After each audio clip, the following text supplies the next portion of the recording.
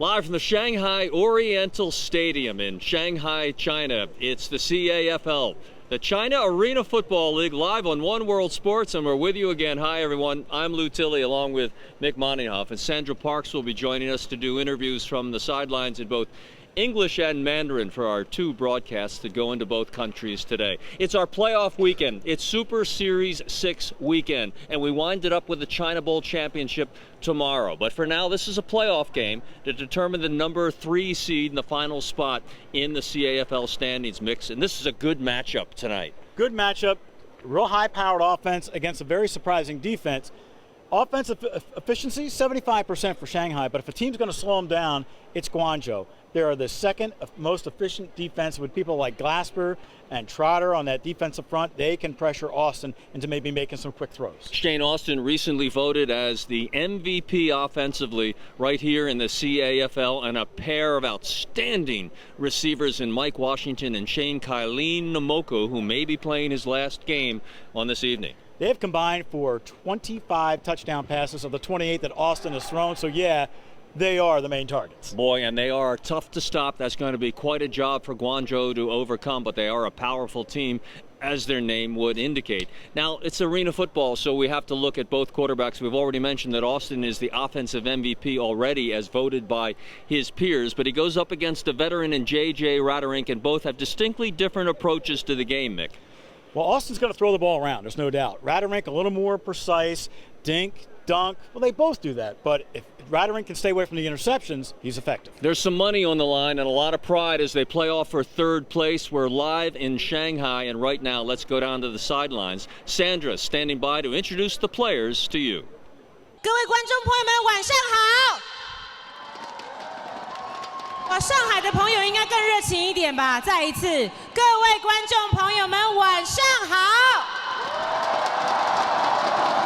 欢迎来到 CAFL 总决赛的第2场比赛，是由广州超能量对上你们家的上海天行者队。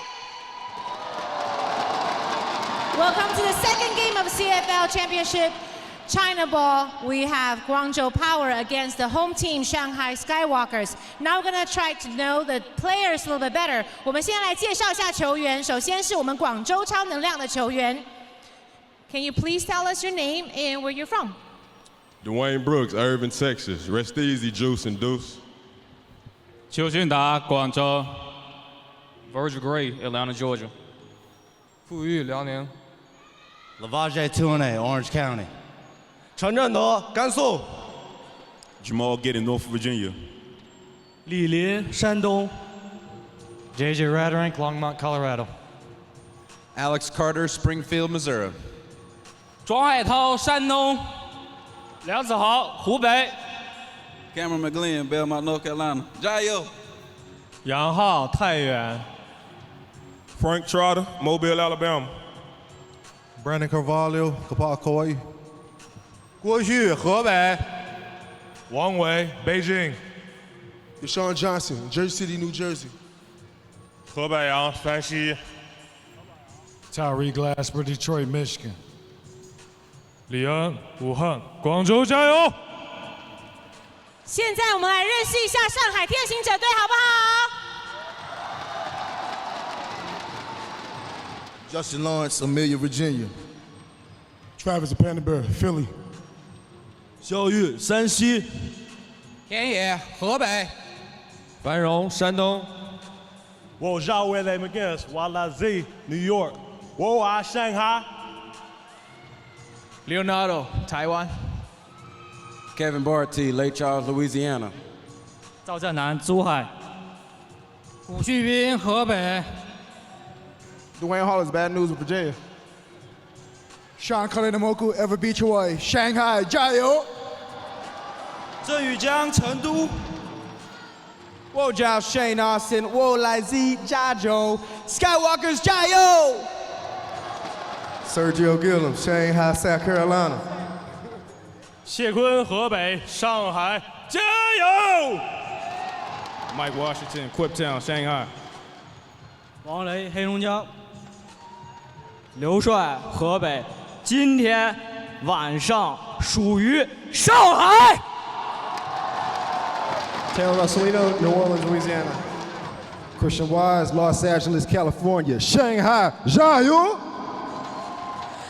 那我们现在把现场交回给摄影棚 ，toss it back upstairs to the guys. I'll tell you what, the Chinese players have come a long way in just 6 weeks. They are getting it American style, and our introductions hope you enjoy that. So you get to hear and see our unique blend of cultures and faces all gathered together here in China. That's right, you're watching American style football live from China on One World Sports. Let's go down to our referee, R.G. Detillier, for the coin toss. This was head. That is tails, the dragon. Okay? The dragon will be tails. That's heads. You're going to call it? What's your call? Tails. He's calling tails? Gotta go with the dragon. Gotta go with the dragon. It is heads. That's all right. Defer. You won. You want to defer. You will receive. Which way are you going to kick? Want the wind at our backs? So that way. All right, swap it around, guys. Okay. Good luck. Mondo, well received. Well, you heard it from Shane Austin, who never fails to entertain. He wants the wind at his back. So they'll be kicking it away, and we'll be kicking off our battle for third place in the CAFL. It's our playoff weekend from Shanghai, and you're about to watch it live, only right here on One World Sports. Hard-hitting, high-scoring.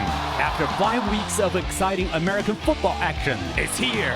CAFL Championship Weekend in Shanghai. The China Arena Football League caps its Super Series tour with the crowning of its first champion in the historic China Bowl at Shanghai Oriental Stadium. Championship weekend begins with the Dalian Dragon Kings take on the Shenzhen Naya, and the Shanghai Skywalkers versus the Guangzhou Power. Then the grand finale, the Qingdao Clipper go head-to-head with the undefeated Beijing Lions for the China Bowl title.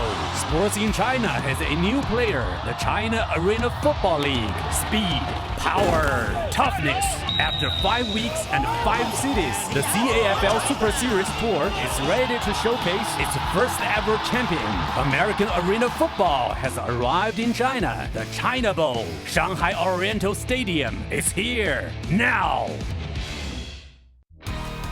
The CAFL on One World Sports is brought to you by Spalding, the official football of the CAFL. By Zenith, the world leader in helmets and shoulder pads.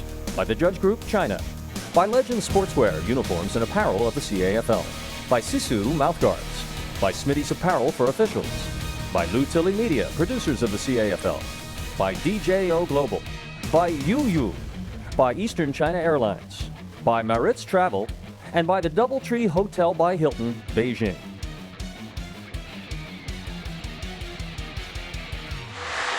It's the CAFL on One World Sports, the China Arena Football League. I'm Lou Tilley along with Mick Moneyhoff. That's Ernesto Pernsley, the head coach of the Guangzhou Power. That's Derek Stingley wearing those sporty new Shanghai Skywalker caps that we got just a night ago.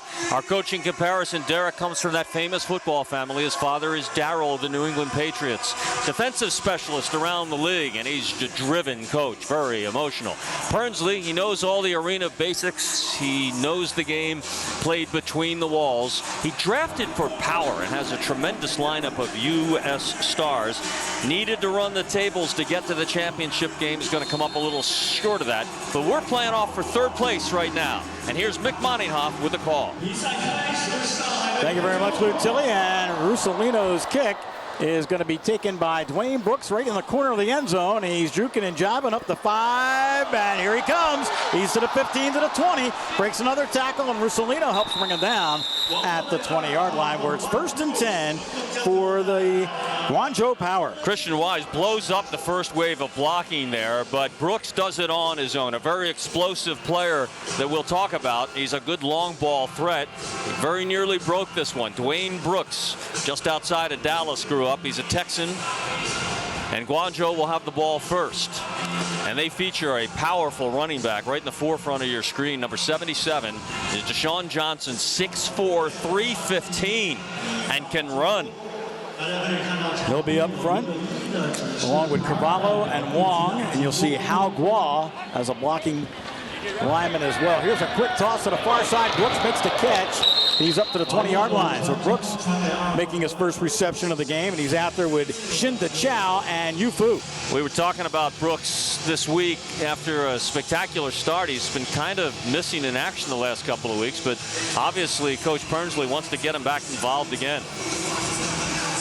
There's J.J. Raderink, 6'2", 205, comes in at 55%. He has thrown 19 touchdowns this season.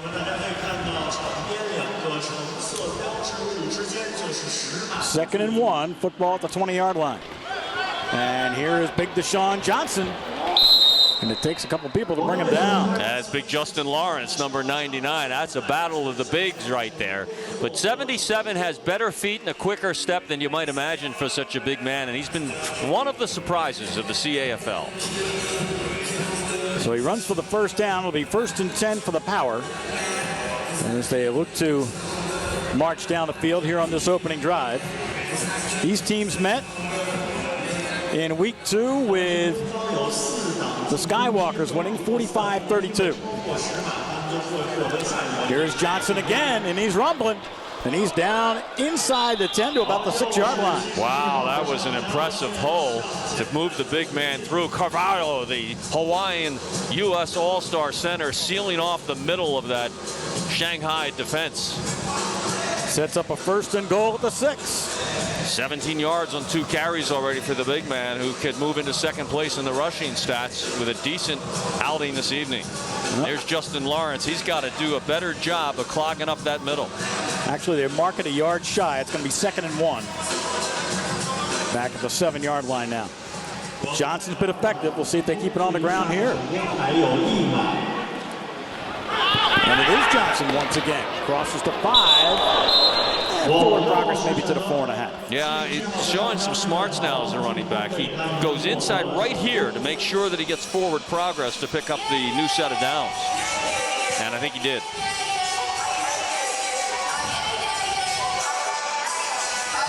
Guangzhou, a impressive looking roster, and a lot of people can't figure out why they're 2-3, but as you pointed out, Nick, they're two of their losses could have gone either way by a difference of 3 points. So here we're looking at a 1st and goal at the 5-yard line. Watch number 7, the big receiver in the red zone.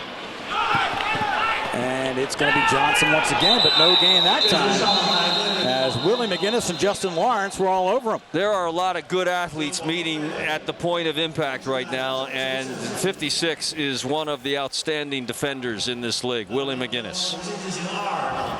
Big, mobile. Got a penalty. Encroachment, second neutral zone. Number 2 defense in the second zone of the linebackers. That's half the distance to the goal. Replay first down. That's by the arena rules that we're playing by. The linebackers are limited where they line up and whether or not they can move before the snap of the ball, not unlike an offensive lineman. And they'll look for that. We're in the playoffs now. They're not going to let anything go. Football's at the 3-yard line where it's still first and goal. TNA goes in motion. And they just run forward to the end zone to score. That's J.J. Rattering. Clever follow that big guy Carvalho I was talking about out of Hawaii. I've seen him in Philadelphia for a few seasons. Watch 55 right in the middle. Sealed off. McGinnis drives him backwards into the end zone. It wasn't McGinnis, someone else. And it was, look at this. Wait a minute. Hold on. Hold on. Talk about posing for the cameras. They went mannequin on us. Nothing like the mannequin. What? Yeah, the mannequin. Way to go, Mick. And we thank Fox Sports and CNN and ESPN for picking up our celebrations all these weeks. It's been fun. The line drive kick is no good, and the score remains 6-0 for the Guangzhou Power on the touchdown run by J.J. Rattering. So the quarterback into the end zone. His team is on the board first. We'll come back with more in a moment on One World Sports.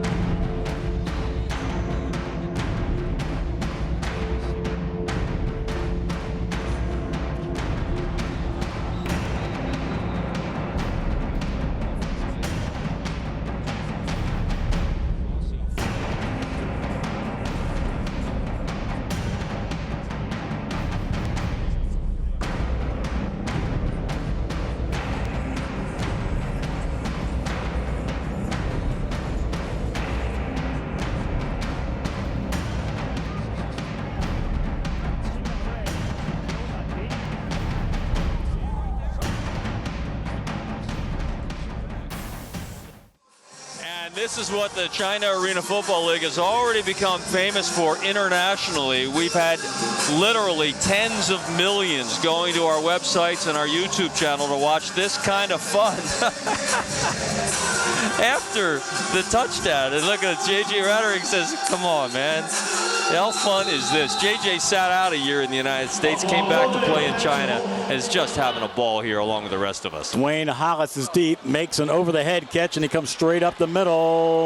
Breaking one tackle, breaking a second. Now he's got a little bit of room on the outside. Stiff arm still going. The crowd loves it, and he's finally out of bounds at about the 18-yard line. You know, a lot of people wondered, will the China fans understand U.S.-style football? What makes me really encouraged is they understand this kind of thing. Great individual effort, a broken field running. They really love this. It's not so much the passing game. It's this kind of effort that has turned on the fans here in China. We've learned a lot, and our coaches and players have adjusted a lot since we've been here. So nice return by Dwayne Hollis, and it sets up a 1st and 10. There's Neto Pernsley, the head coach of the Power. His defense has to figure out a way to slow down Shane Austin, who's operating at 75% offensive efficiency.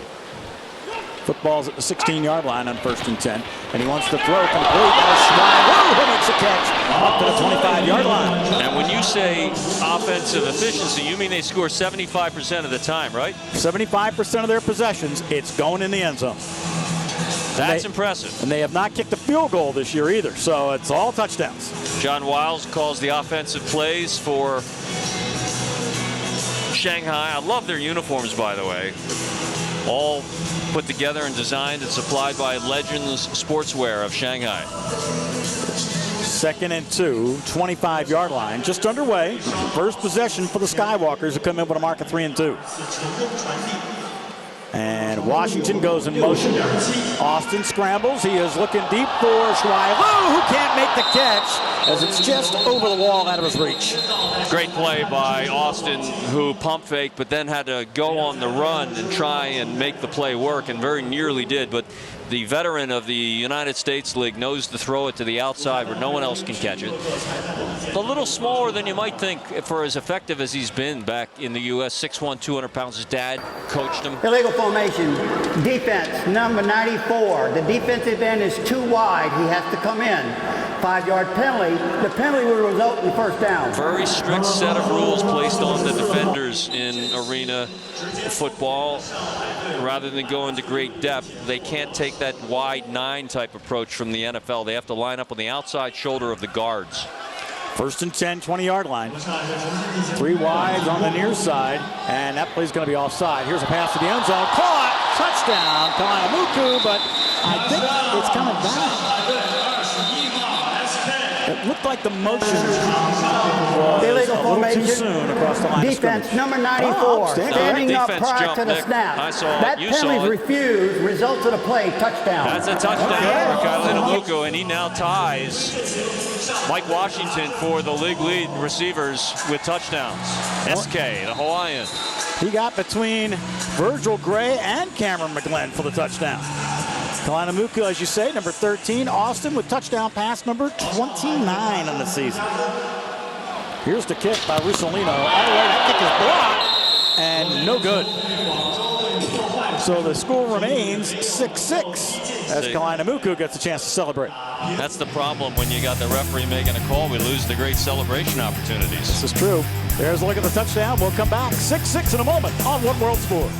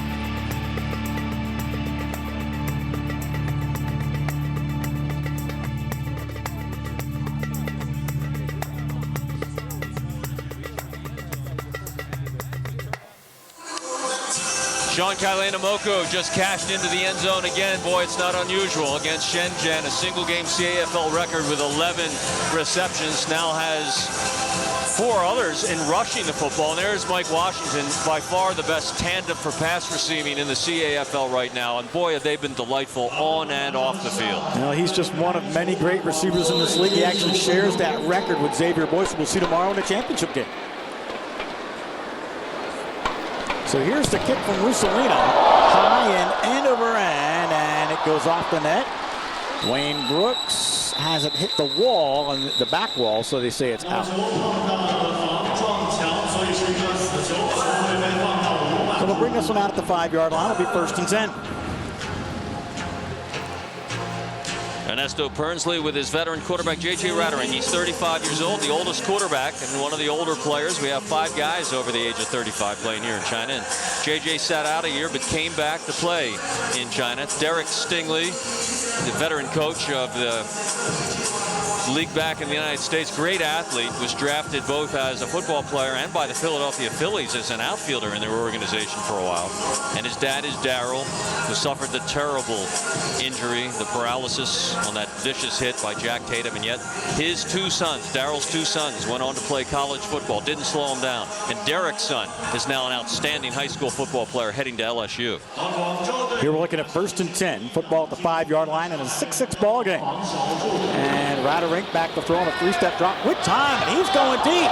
And this ball's just overthrown and incomplete.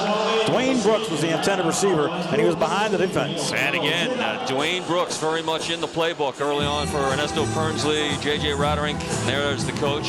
The coach allowed on the field in the Arena League balls, rules that we're playing from the league back in the United States. A couple of years ago, they had the headset type of communication, but they let him come out on the field. Some like it, some don't. Quarterbacks like it. They didn't like the headsets and the helmets. Quarterbacks just want the coach off the field and let them call their own plays. That's what the quarterbacks like. That's usually how it is. Here we're looking at 2nd and 10 at the 5-yard line. And it's going to be Johnson. Stood up, turns it back inside, and falls forward. When he does that, he's falls forward from about 3 yards. Well, I said in the keys to the game before the game that 77 has come out of nowhere to become an important part of the offensive game plan for the guys in white, for the Power. He's an offensive lineman. They brought him in here, but they need somebody to play fullback. And this kid is an exceptional athlete. We were stunned a couple of weeks ago. We watched him goofing around before the game, throwing the ball 60 yards the length of the field and halfway up the nets. We shouted down, "How far can you throw that thing?" He said, "Oh, 80, 85 yards." What an athlete out of North Jersey. Yep, came out of Jersey City. So here we're looking at a 3rd and 10, still at the 5-yard line. Raderink, 2-step drop, left to throw for Tune, makes the catch. And he's up to about the 18, and that should be good enough for the 1st down. And that's the big target that we were also talking about. Tune, that's only his 19th catch, but what did you say, 10 of them are for touchdowns? That's absolutely correct. Incredible. 6'5", 245 pounds, just a beast. All muscle out of the University of Oregon. And how good was he in college? He was the Rose Bowl MVP. Wow. So after that catch, 1st and 10 with a football, spotted, call it the 17-yard line. And here's Johnson holding on tight. Well, he almost caught that up, and then he wrapped it up really nicely. Well, he was hit hard at the line of scrimmage. Not sure who made the initial contact, and still the big guy knows how to keep his legs churning. Well, he actually ran into his own guy, so no one was able to wrap him up. He wound up picking up 4. So it's 2nd and 6. As they'll spot this one across the 20 to the 21-yard line, and Raderink getting his play from Coach Pernsley. 5 carries already for 77. He's got 77 yards? No. 5 carries for number 77, yeah. I was going to say, not yet. 17, 18, 19, 20, 24 yards, 5 carries. Another 20 yards or so, and he'll be in 2nd place all by himself in the rushing totals. Ferns ended with 240. On 2nd and 6, it is Brooks with the catch, and he's close to the goal line. They're going to give it to him. I think they're going to mark him at the 1. Oh, what a catch by Brooks, and this is a veteran arena player that knows where the wall is. Look at him take it on as he lays out 1-2 steps, and then his head slams into the wall. But look at that concentration and a beautifully thrown ball by the veteran quarterback. He brought that in and tucked it in high and tight and was able to hold on. It's up 1st and goal at the 1. A 6-6 ball game with 3:44 to play in the 1st, and the Guangzhou Power a yard away from taking a lead. J.J. Raderink off to a terrific start. Raderink took it himself from this spot in the last possession. Hands off to the big fella, and Deshawn Johnson's in the end zone for the touchdown. Well, you know, either way, they're following 55, and that's a smart thing to do. Ernesto Pernsley, when he put, wait a minute, hold on, what am I thinking?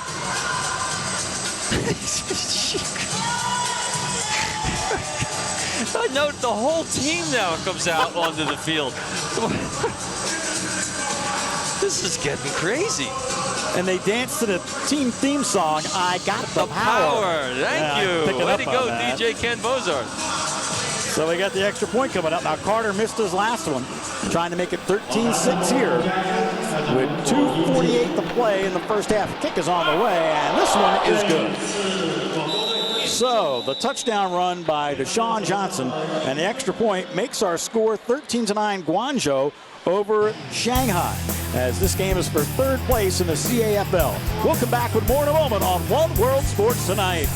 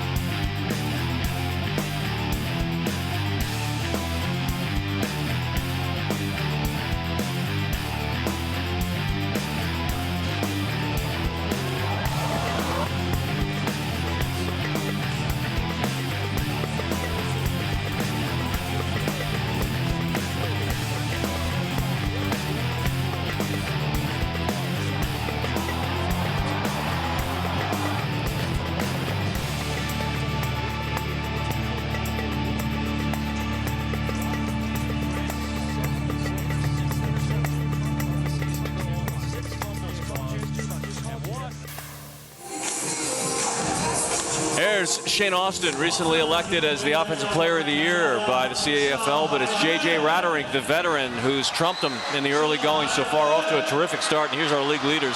Luke Collis, who you'll see tomorrow, the undefeated Beijing team, and there's Austin right behind him in a dead heat. J.J.'s going to come up a bunch if he continues on the pace he's on today in the CAFL passing leaders. I'm Lou Tilley, along with Mick Moneyhoff and Sandra Parks, handling the sideline duties. Alex Carter's kick is on the way. And this will be Dwayne Hollis about 5 yards deep in the end zone. And Hollis up the middle, hit and going down.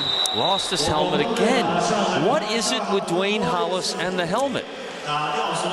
Maybe it's the hair. Maybe it's the hair. Maybe he doesn't have that chin strap on real tight. Oh, maybe it's a player ripping his helmet off this time. Watch number 18 here, just rip it off. Those helmets are brought to us by Zenith, the exclusive equipment provider of the CAFL. The new revolutionary Zenith helmet, we'll be showing you that a little bit coming up, as well as our shoulder pads. Good look at Zal Leon, who was in on the tackle. He'll stay on defense for the Guangzhou Power. He plays the linebacker spot with Tyree Glasper and Lee Frank Trotter and Hao Tao Zhan are up front with Gray McGlynn and John DeChen in the secondary. Here's a pass. Shuai Liu makes the catch. Got away. And here he's pushed into the board. So John DeChen not able to wrap up Shuai Liu. Shuai Liu, when he catches the football, is unlike any other Chinese receiver that we have in the CFL so far. To me, he has separated himself. He has a unique ability. It looks like he's been playing ball in America for 10, 15 years. Not a big guy. But he catches the ball with his hands, runs precise routes. He concentrates, looks the ball in, grabs it with his hands, tucks it, and then knows what to do with it once he gets it. Offsides. Defense, number 94. 5-yard penalty. Replay first down. So they'll negate the completion and take the penalty instead. But you'll hear more from number 5. What a trio of receivers that Derek Stingley has developed around Shane Austin, and that's how he built his team. Our draft was held back in June, and these coaches were kind of drafting blind from the Chinese pool. And our rules are that 50% of our rosters must be Chinese nationals, 50% foreigners, quote unquote, mostly U.S. players. Tight end on the near side is Yu Xiao.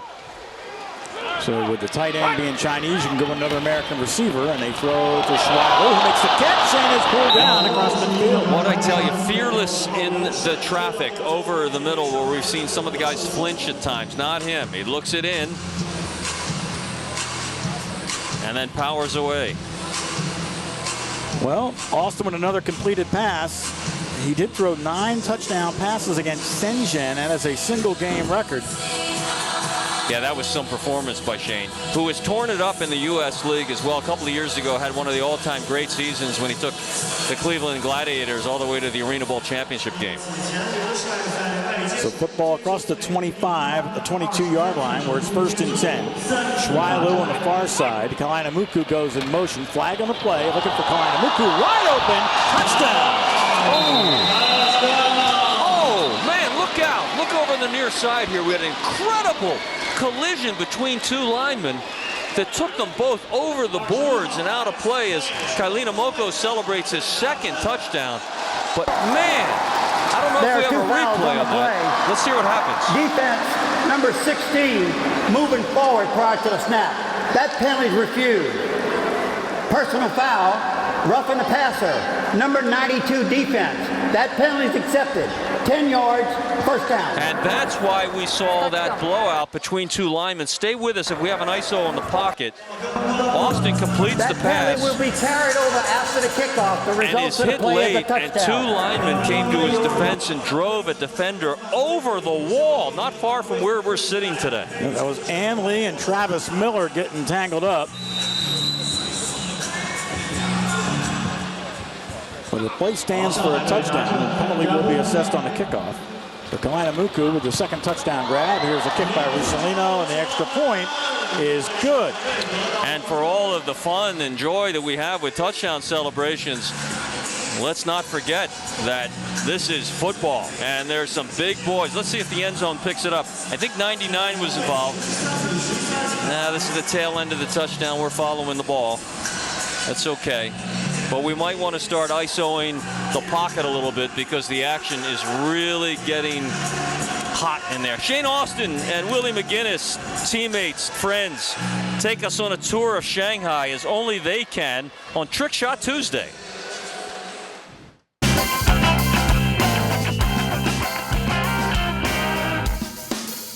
Trick Shot Tuesday, we're going up on a Tuesday here with the CAFL crew.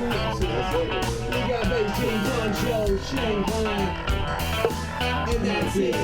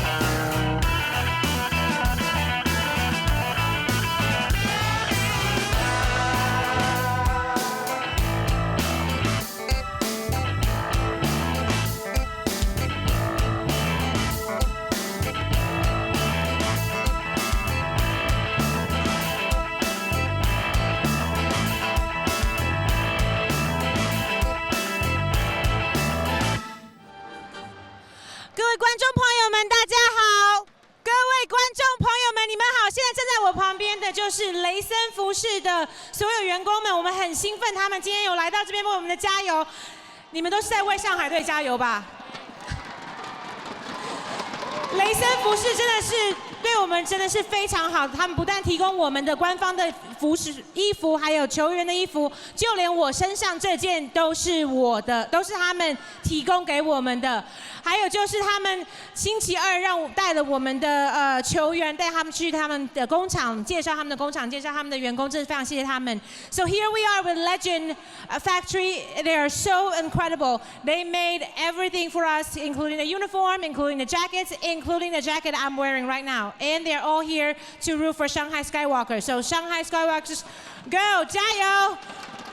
我们现在把现场交回给摄影棚 Let's toss it back upstairs. What a terrific company the Legends people have been. We visited the factory the other day. You can go to my Facebook page and take a look, and they've just been terrific. We'll tell you more about them as we go along. Thanks also to Shane Austin, Willie McGinnis, Shane's fiance, Colin Taylor, Carter I saw in that video, and they've just done a beautiful job. Kick coming our way. It looks like it's going to be an onside kick. It is loose. It's knocked out of bounds.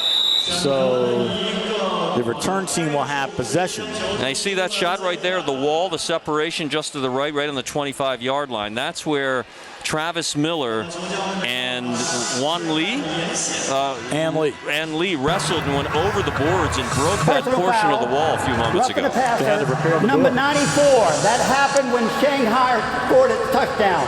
That penalty will be enforced now. First down. I mentioned about Legends Sportswear. They provide all the uniforms, all the apparel we've been wearing for 10 weeks here in China. And now you can get your stuff, too, from the CAFL merchandise store. It's now open. Go to our U.S. website at caflfootball.com and link through. Talk about gamesmanship. What a perfect opportunity for the onside kick, because if you don't get it, you have that 15-yard penalty. It's going to back them up anyway. Those are the veteran U.S. arena coaches that know when it's worth the calculated risk. Absolutely. But there's a timeout at the end of the quarter, Mick. All right, so we'll take a break. We have a tie game. 13-13 with Shanghai and Guangzhou. The entertainment will continue as we come back in a moment. You're watching the CAFL on One World Sports.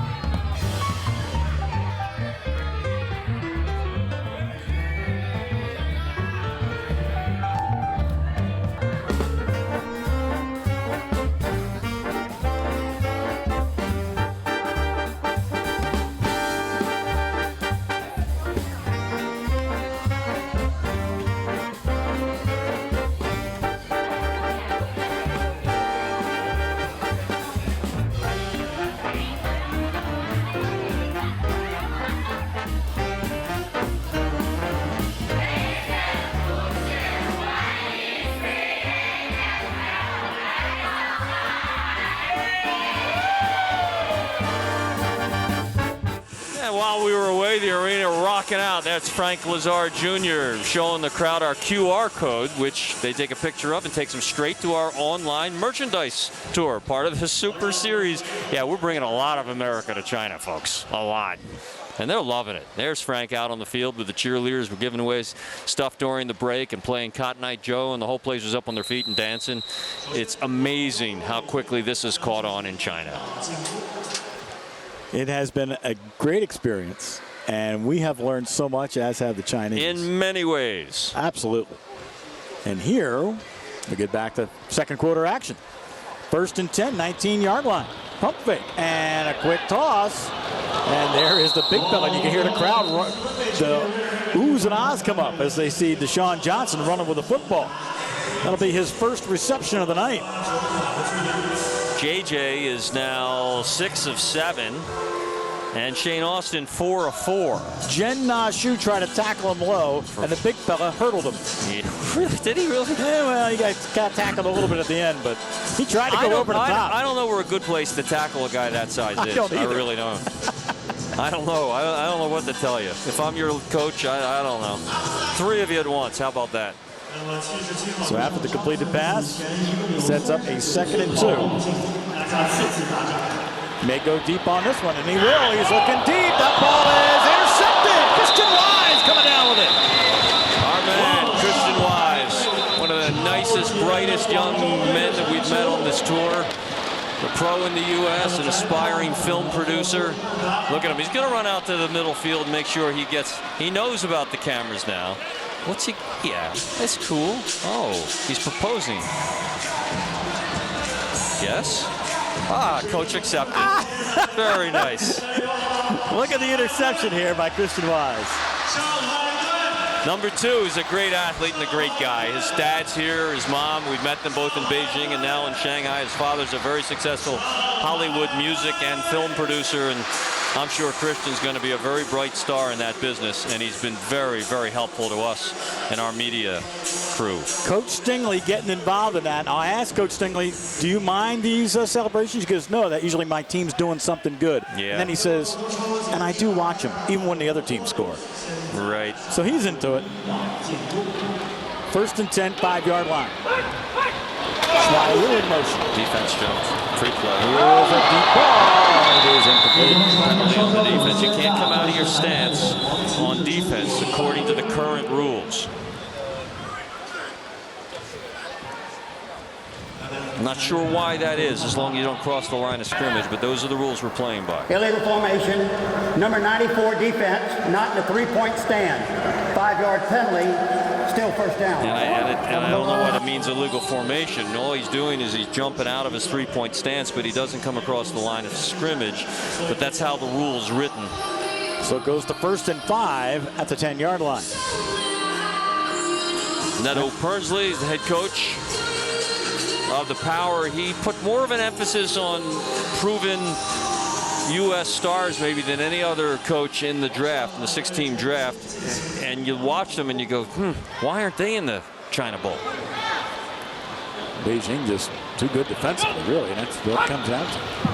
Back to throw is Austin. He'll let it go to the near sideline. Nice catch right in front of us. It comes out late. Boy, this is chippy. These guys are playing hard for 3rd place tonight. There's no exhibition game, trust me. Zhao Leon was on the tackle. Look at Austin here. 1, 2, 3 looks, and quick enough with his arm to rifle it out and get the completion when it looks like nothing's there.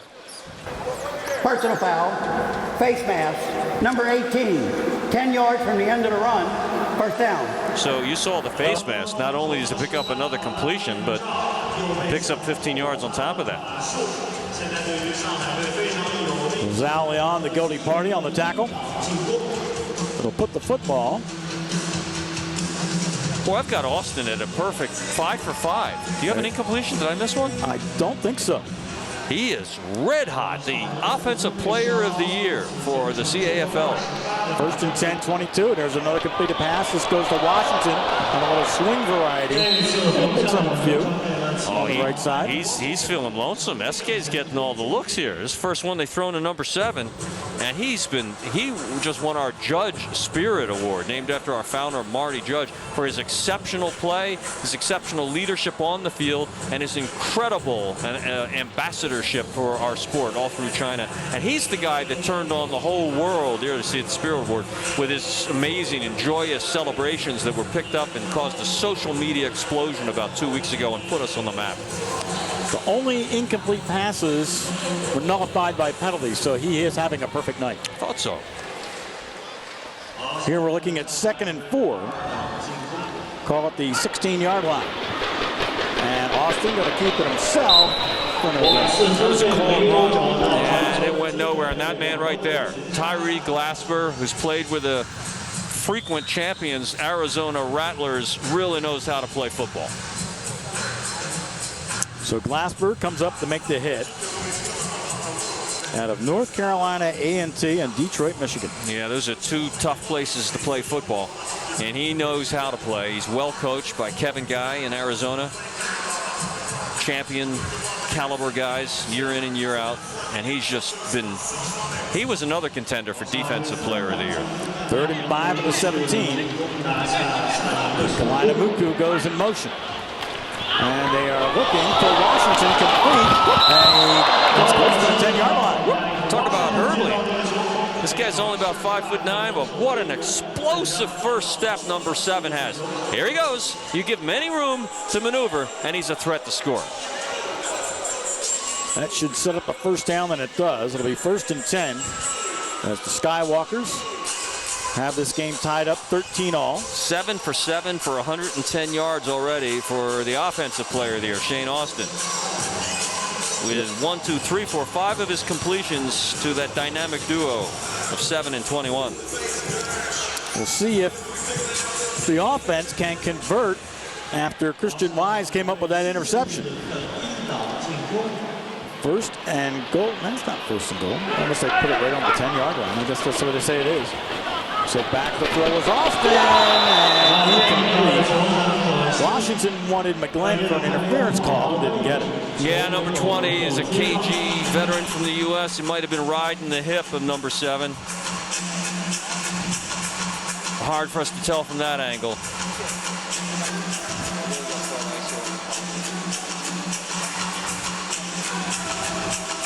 So it is 2nd and goal.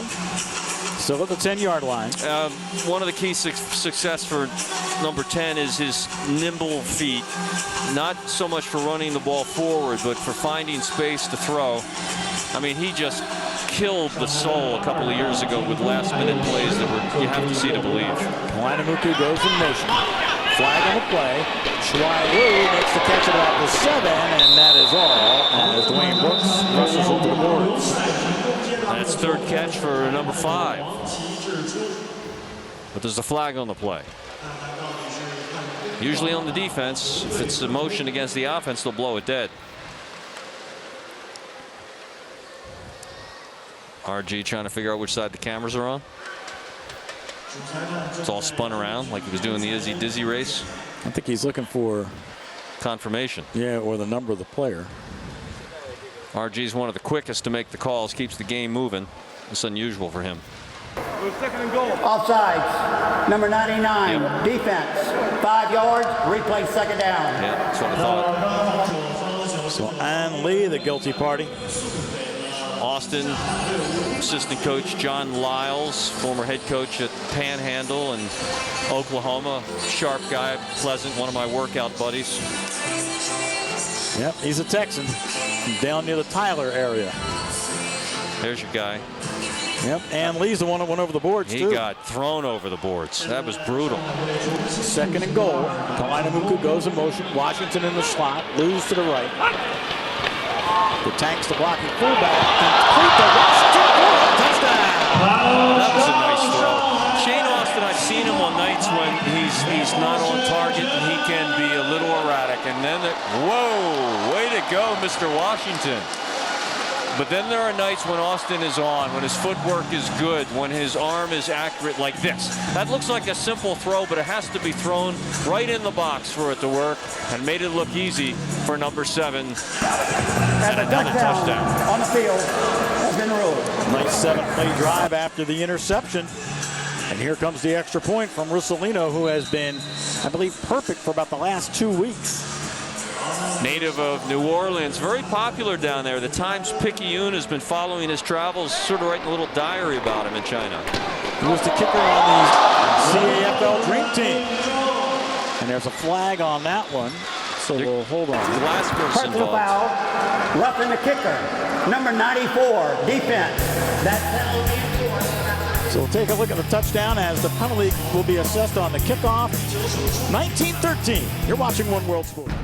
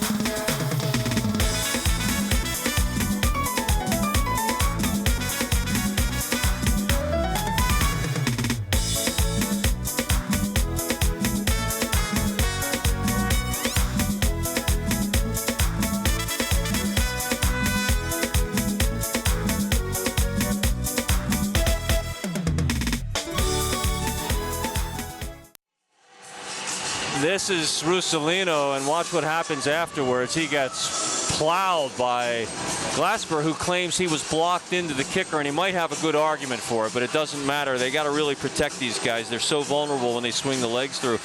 I was out there during warm-ups watching him practice. Russolino has a really strong leg. I asked him outdoors, what's your range? And he said 65, 67. 65, 67. Wow. He said he can hit indoors from 58, he figures, because of the higher crossbars here. Correct. Here's his kick. This will hit the net, and it's Dwayne Brooks off the net. And he gets to the 5, to the 10, finds a seam up the middle, hits his own blocker now, gets outside, he's got a blocker in Glasper, opens the side, and he's all the way out to the 20-yard line. These guys are playing really hard and playing really well. I could just feel the intensity from the first play, and Brooks set the tone, and what a great game he's having on kick returns. Look how he follows his blocks. Even here, he falls back behind a phalanx, a Gatling line of white jerseys, trying to get it to the end zone, but trying to pick up as many yards as he can for his team. Dwayne Brooks. The personal foul for roughing the kicker will be enforced at this time. 10-yard penalty, first down. Right, so I like that arena rule, enforcing the penalty after the kick. They started it. The rest of football adopted it later. So they don't get burned too bad because of the great return by Brooks.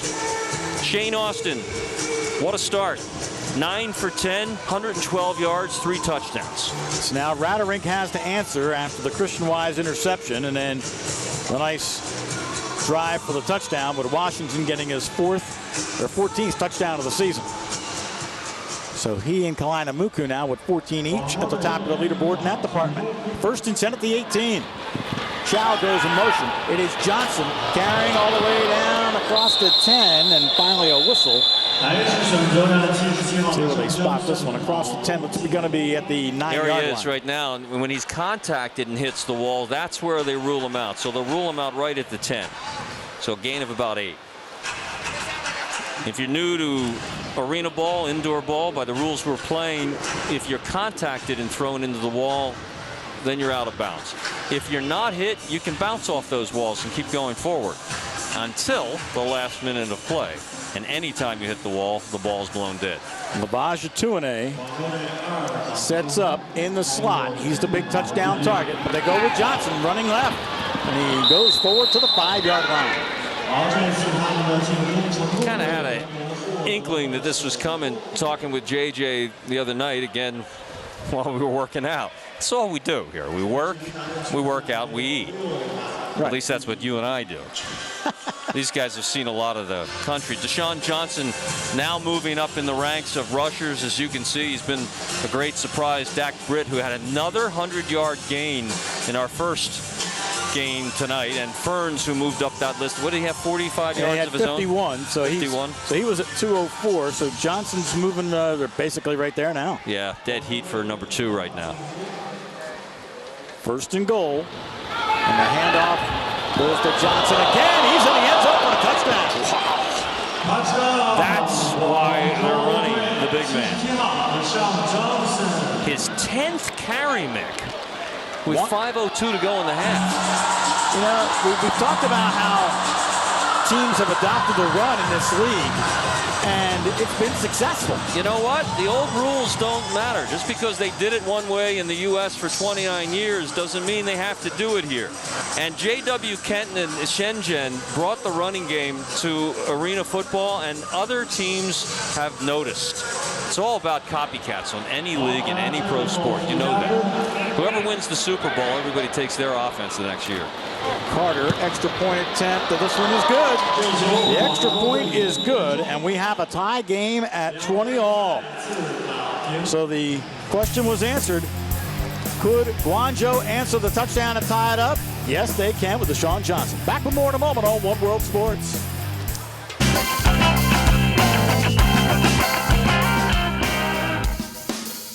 Trick Shot Tuesday, we're going up on a Tuesday here with the CAFL crew. We got Beijing, Guangzhou, Shanghai, and that's it.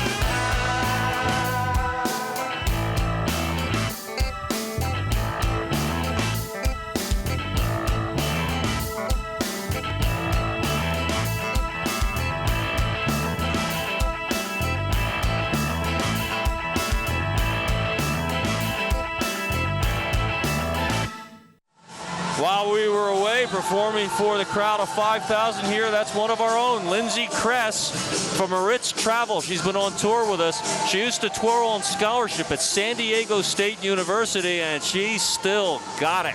And the crowd loved every minute of it.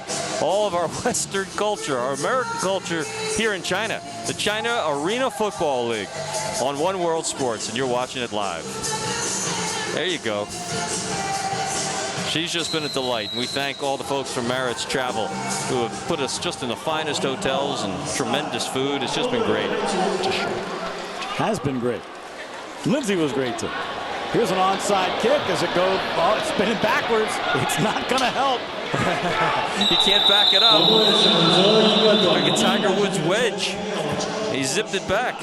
Now the question is, if the Skywalkers touched it, then it could be a live ball, but it didn't go far enough. And it's going to be Shanghai ball. The China Bowl comes your way tomorrow at 3 a.m. on the East Coast, 3 in the afternoon here in Shanghai. It's the final game of the year, the championship game for the CAFL. The China Bowl is the undefeated Beijing Lions, coached by Clint Dolzell, take on the Qingdao Clipper, coached by Rod Miller, with their outstanding quarterback Brian Randall, the former Virginia Tech star. They go head-to-head for the CAFL championship. That's tomorrow on One World Sports. First and goal at the 6 for the Skywalkers, and now the defense really has to stiffen because it's a 20-20 game. You got 4:03 to play in a half, and you're giving a team the shortest of short fields. This is a real, yeah, but that's the strategy when we get under 5 minutes in these halves. I've come to learn that after 6 years of doing these games. Sometimes it seems anti-logical to me, but now timeout called by Guangzhou. Timeout, White. First call, timeout. 30-second timeout. No, I get it that you can give up the score, get the ball back, right, and retie the game with enough time left. Right, and try to kill the clock so that the guys in blue don't get the ball back again. Right. A lot of the guys here, there's Panda, Travis Miller, a lot of the guys missing home right about now. And here's a look back.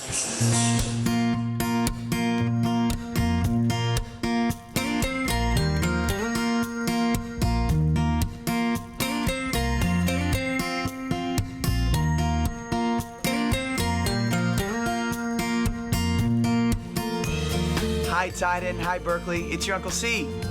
I wanted to say hello all the way from Shanghai. I miss you both very much and I can't wait to be home to see you. But until then, I've got to get ready for this China Bowl. I love you. Colin Taylor, you'll see him in action tomorrow. Great wide receiver for the Beijing Lions, and one of the guys have been doing their postcards home. They've been taking fabulous pictures all around town, and they're starting to miss their loved ones back home, and we're helping them out to say hi. Shuai Lu to the left, Washington in the slot, Kalinamuku in motion, Austin on a two-step drop, throws to the end zone and threw it away, incomplete. Second and goal at the 6 coming up.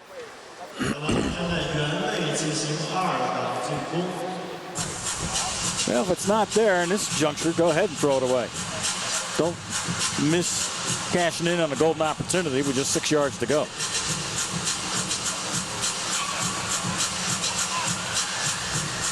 Second and goal at the 6. You see the clock down to 3:20. It'll stop with 1 minute remaining.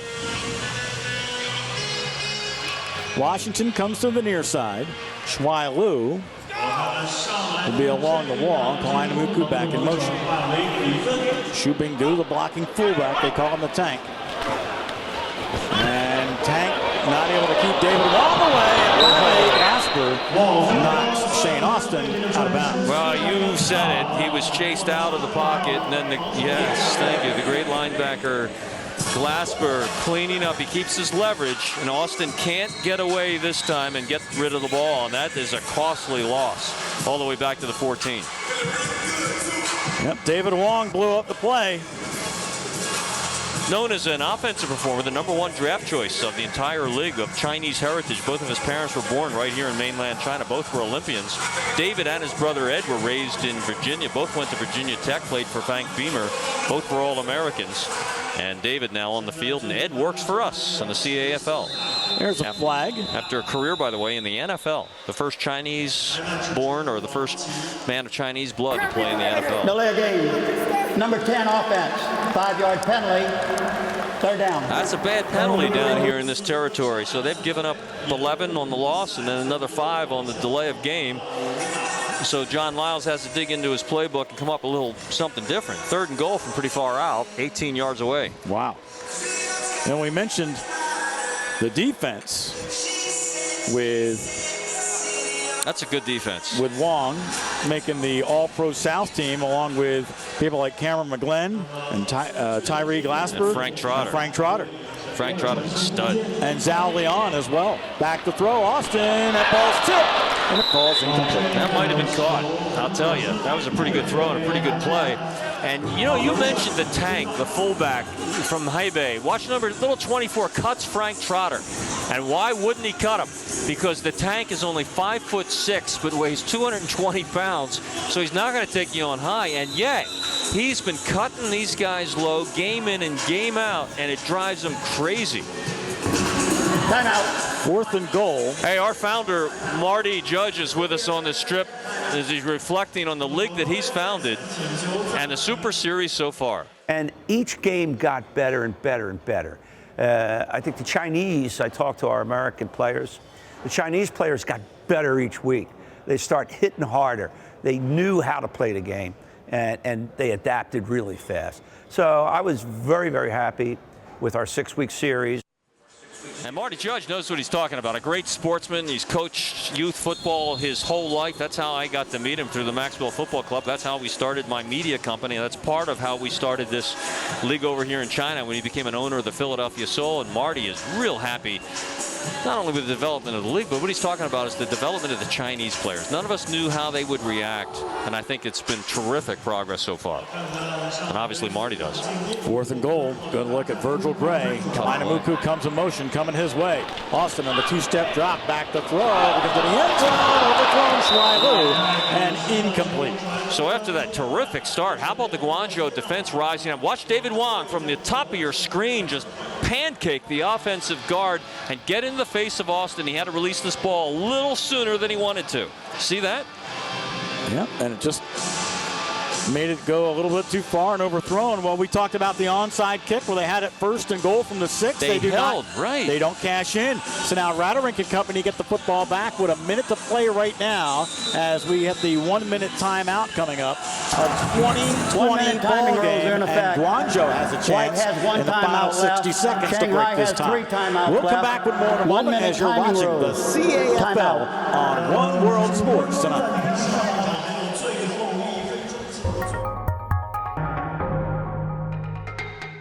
理想打进攻线、防守线，那么在这个联赛肯定会6连胜拿到冠军奖杯的。我叫王成林，我希望快船队能够夺得这一届的冠军。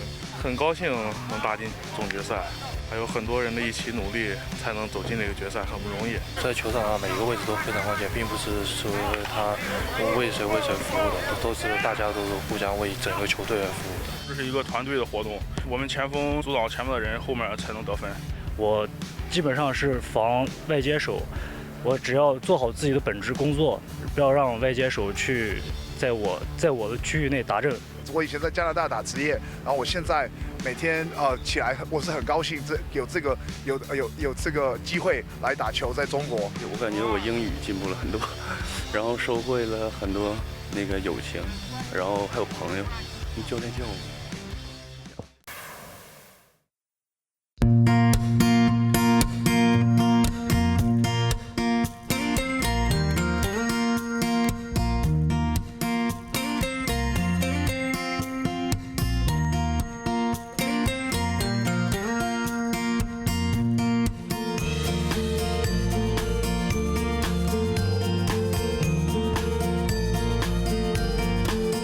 Mom and Dad, 6 cities in 6 weeks. It's been a great time, but can't wait to see you soon. It's been a crisp and hard-hitting football game here in the early going. It's a battle for 3rd place with prize money on the line to the winners, and they have played hard and like they mean it tonight. 2-8 going hard into the boards. Good, hard, clean football all over the field tonight. And we come right down to the wire in a tight one. I'm Lou Tilley, along with Sandra Parks, and here's Mick Montyhoff with 1 minute to go in the first half. It's been an entertaining game so far. We are tied at 20. And now the Guangzhou Power, after holding on defense from 1st and goal at the 6, have a 1st and 10 on the 19-yard line and a chance to take the lead. Chow comes in motion. Raderink is looking deep. He is throwing for Tune, who makes the catch for a touchdown! Tune into the end zone for the 11th time this season. Lightning strikes. JJ only had 4 completions. Wait, look at this. Somebody brought a selfie. That's Frank Trotter out onto the field. And we got a group shot after. That's probably going to be on Facebook within 30 seconds. How about that? But look at this throw. This ought to be on Facebook from the 18-yard line. This will be a 32-yard strike from Raderink on a line. Had to step behind Christian Wise, did number 7. And with his great reach, there's no way he was going to miss the opportunity to get the end zone. Only one problem on that play, Lou. Too little time. It only took 4 seconds. There's 54 seconds left, and Austin's going to get the ball back. Here's the kick. It's on the way, and this one is good. So the scoreboard reads 26-20, but once again, you have 54 seconds to play here in this half.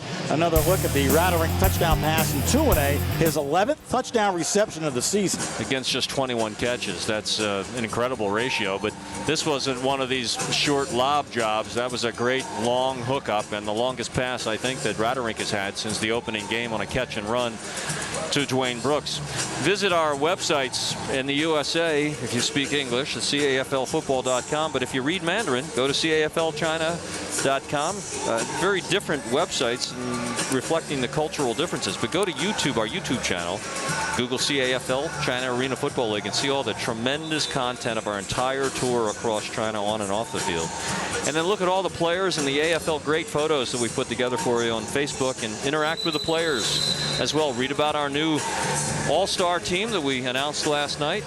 Just wrote a story about it this morning, our dream team and our players of the year. And there's Tune, the great University of Oregon star under Trip Kelly, now part of the CAFL. Well, we're seeing some of the dream teamers here tonight in Shane Austin and Mike Washington. McGlenn, they're looking for that camera, aren't they? All the time. Cameron always dancing. Sergio Gillum out of Clemson University, grew up in South Carolina. We've had a good-natured rivalry going this week. We're both ACC vets. I got a feeling his team's going to be favored when we go to Death Valley in a couple weeks. Yeah, he is not a Wake Forest fan, is he? No. Here's the kick. Keep your helmet on. Is Hollis bouncing off. Well, still going now, backtracking. Hollis goes backwards. Yu-Fu can't make the tackle. He's at the 10. He's still going. Hollis gets a block, turns the corner, 20-yard line, and finally knocked out of bounds. Our walls just about came down for the second time in tonight's game. Look at this move. Here's 1 cut, 2, 3, 3.5. Here's a big one. 4, 5. Got another one. 6. Boom. That's what it took. Unofficially, I had it at 13 seconds on the return, which means he probably could have gone about 120 yards if he was going straight forward. And he gained 13 yards. Dwayne Hollis, part of a sensational Philadelphia Soul secondary that's tearing it up here. It's Dwayne Hollis, James Romaine, an all-star. Kent Richardson, a former Soul player, and of course Terez Jones, the defensive player of the year. 1st and 10, 20-yard line. 41 seconds remain. Austin sends Kahanamuku in motion. Quick toss, complete right there. Stops the clock. McGlenn on the tackle. SK, also a member of the Philadelphia Soul, the United States champions this year. And he was the MVP in that championship game against Arizona only a couple of months ago. He and about 10 or 12, when you include staff and assistants and trainers and stuff, 14 members of the Soul came over here, packed their bags right after the championship game, and came to China with us. Of course, we are a Philadelphia-based company. Marty Judge, one of the owners of the Soul, Ron Jaworski, Dick Vermeil, all part of the ownership group here. 2nd and 5 coming up. And the football at the 25-yard line. Schmeilu in motion. Austin looking down the middle, complete to Washington inside the 10-yard line, where it's going to be 1st and goal. What a professional throw by Austin, who was backpedaling and then spied Washington as his second read starting to break free on the post. And watch, little hop, step, and throw. Planted his feet in just enough time to get just enough juice on the ball. He is red hot. Going to mark it at about the 8-yard line. And Washington, after a slow start, now has 4 catches. Call timeout. Shanghai will call timeout. It's Kevin Z. He's one of the trainers we talked about, came across with the Philadelphia Soul. And the trainers and the medical staff have been a big part of this. The China Bowl comes up tomorrow. It's our last game of the 2016 season. It's our championship game tomorrow right here at the Shanghai Oriental Stadium. And you can join us on the other side of the globe by tuning in to One World Sports at 3 a.m. And I know One World will be replaying this game all through the week, as they do most of our games. And we want to send out a special thanks for the relationship, Todd Myers and the gang there, for taking a little bit of a risk of putting our product on the air, first timers, and I think it's been a great relationship for both of us. That's One World Sports, and as their name indicates, they bring American sports that are being played in other parts of the world exclusively to North America. Reset the clock to read 20 seconds. Reset the clock to read 20 on this seconds. side, was it CCTV? You have Bonnie and Brian Chen doing a nice job helping us out.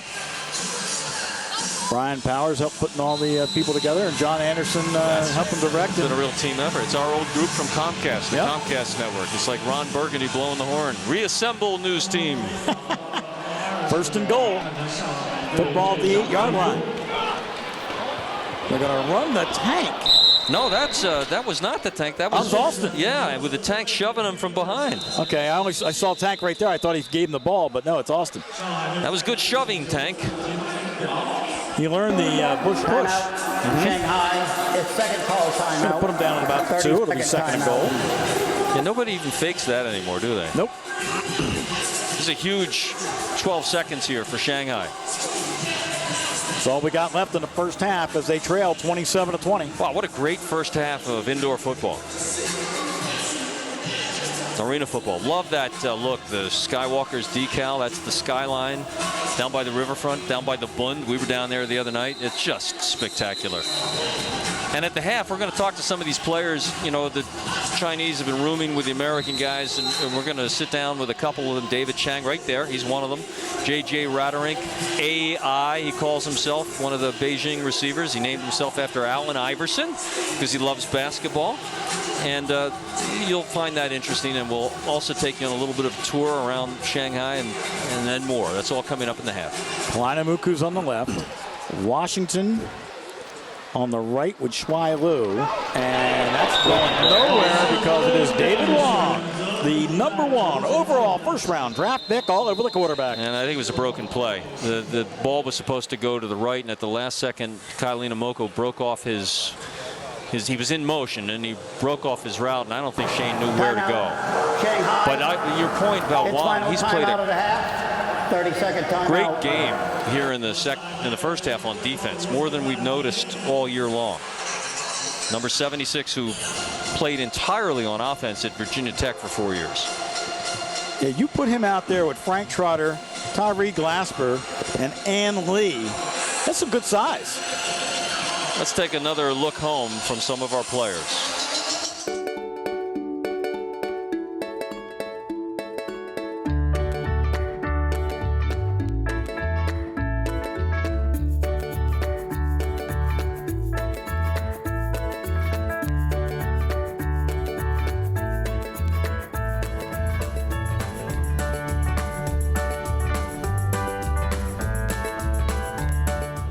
Third and goal at the 4-yard line. And we have a timeout. So now Guangzhou trying to get the defensive line just the right way. Calls timeout with 4 seconds left.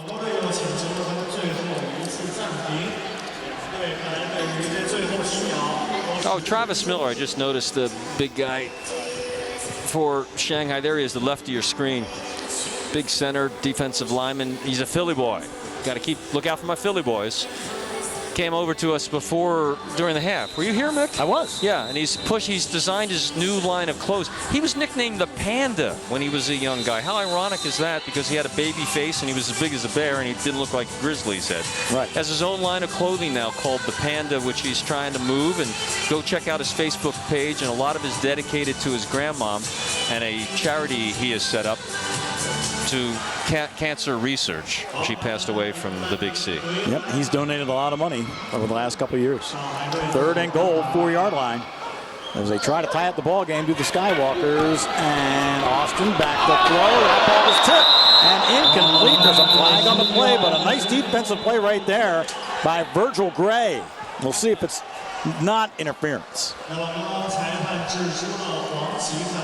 So after a nice, cleanly played most of the first half here, it's taken us 10 minutes to play the last 30 seconds. Although the clock says 0, so if it's against the offense, it's halftime. Holding, number 4 in the defense. Half the distance to the goal. Automatic first down. This will be the last play of the half. So you can't end the half that way. And they'll play it with no time left on the clock. So this is the last play of the first half, and it's a huge one for Shanghai. 1st and goal at the 2. And the Shanghai fans trying to urge on their Skywalkers to push it across. See what kind of formation. Liu comes to the left. Washington slot left. Kalinamuku on the right. And Kalinamuku was going forward, and we have a penalty against the offense. I think that could end the half. I think it will. Yeah.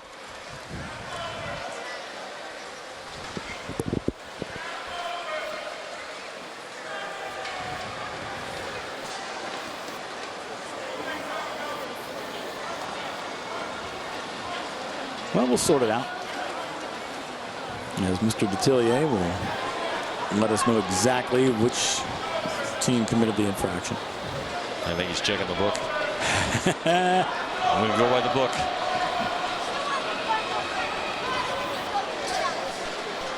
Now, Guangzhou, happy or unhappy? I can't tell. They're going to the locker room, though. Usually when a team bugs out, it means we're going to have to. One play. False start. Offense, number 4, 5-yard penalty, 1 play remains in a down. So they're going to accept the penalty. Well, so you're telling me the penalty kills the clock and they back them up 5 yards and they have to accept it? They can't decline it? Okay. For once, Lou is quiet. 1st and goal. If you decline a penalty, it has to. So 1 play. That's what he tells me. And it is Austin. Throws underneath. Who makes the catch, and the half will come to a close. That's good. No harm, no foul. No. That's the end of the first half. So the half ends 27-20. The Guangzhou Power with the lead at intermission. Ernesto Pernsley is the head coach of Guangzhou, and it looks like he's going to get to the locker room and hold a 7-point lead. And our Sandra Parks is out there right now with the coach. Sandra? 各位观众朋友们，大家好！现在站在我旁边的是广州队的主教练。Coach, talk to us. What was happening that last couple seconds of the half? Well, it's always interesting. The last play of the half, we're trying to fight and get the last possession. They got it. We're trying to take it in for a score. And we wanted to really get a chance to see what they're going to come out offensively and call the right defense. And did you expect to be such a close game? Yeah, I expect so. You know, they got a good football team, and we just have to not beat ourselves. Well, good luck for the second half. Thank you so much, Coach. Thank you. 刚刚我问了一下教练，就是刚刚后面后几秒到底发生什么事情？就是有一些失误，还有一些裁判上面要给他们吹口哨，然后有丢黄旗、犯错误的地方。那我问他说，他有没有想过这场比赛会是这么的接近？他说他是有这样想过的，因为上海队是一场非常强的队伍，那广州队自己本身实力也不弱，所以他们希望能够继续加油，下一半场能够赢得胜利。那我们先把现场交回给摄影棚 ，toss it back upstairs to the guys. Actually, we're downstairs. We're right on eye level with Sandra in this arena, and we thank her for doing her interview in English and then translating it in Mandarin for the crowd and for our network in China for whom we are simulcasting. But Guangzhou gets off the field holding 7, 27-20. We'll be back with our halftime features right after this.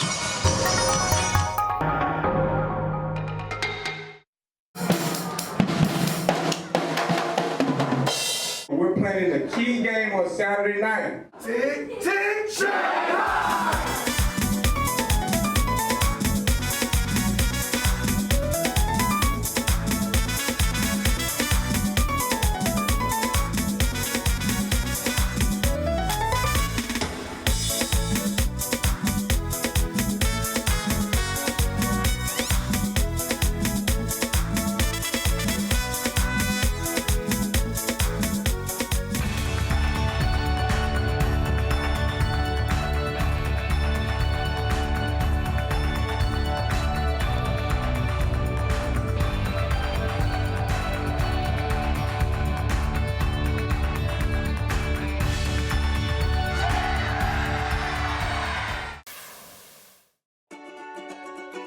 互联网拉近你我的距离，视频让娱乐生活触手可及。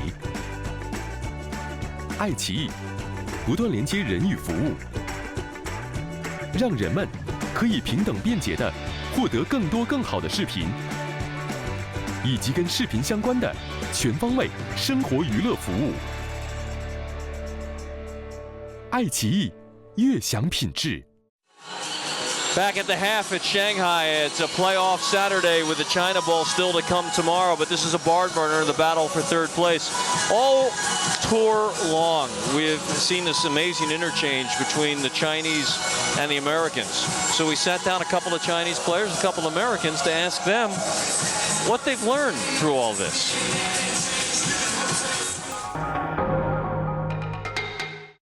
When did you guys first meet each other?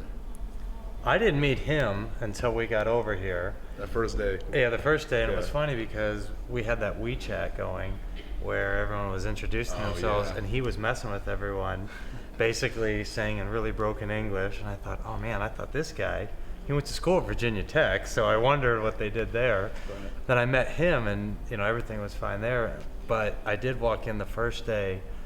I won't forget, we all showed up at the hotel, we all check in, I go meet my roommate for the first time, and I say, hi, I'm JJ, nice to meet you. And as soon as I said that, he goes, and he pulls out his phone and Google Translate. I thought, oh my gosh, 7.5 weeks that we're gonna have to do this. So the first night I met him, I opened the door and I don't know who my roommate's gonna be. And immediately we were both like, yeah, like, let's do this. And the first night, left like the window open. We could leave that. Yeah, you remember that? Mosquito. Yeah, exactly. We could leave that window open in Beijing, and we got mosquitoes in the room. And so the first like real word that I learned in Mandarin was "venza," which is mosquito, and I taught him mosquito. So that was like our first like real word.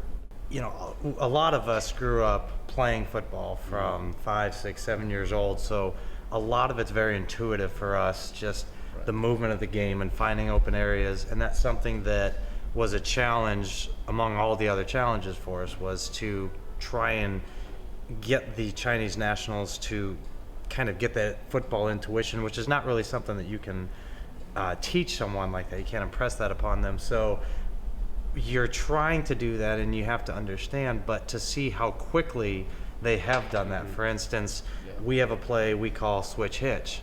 Don't worry, we won't run it in a couple nights. But it's pretty basic. You've got a guy who they're switching and then they're running about 5 yards. Well, if there's someone in your way, which a linebacker many times on that play can be, you've got to move to find them. And right away, about the second day we ran that play, and one of our guys, we call him Fierce, because everyone has nicknames because we can't say the Chinese names.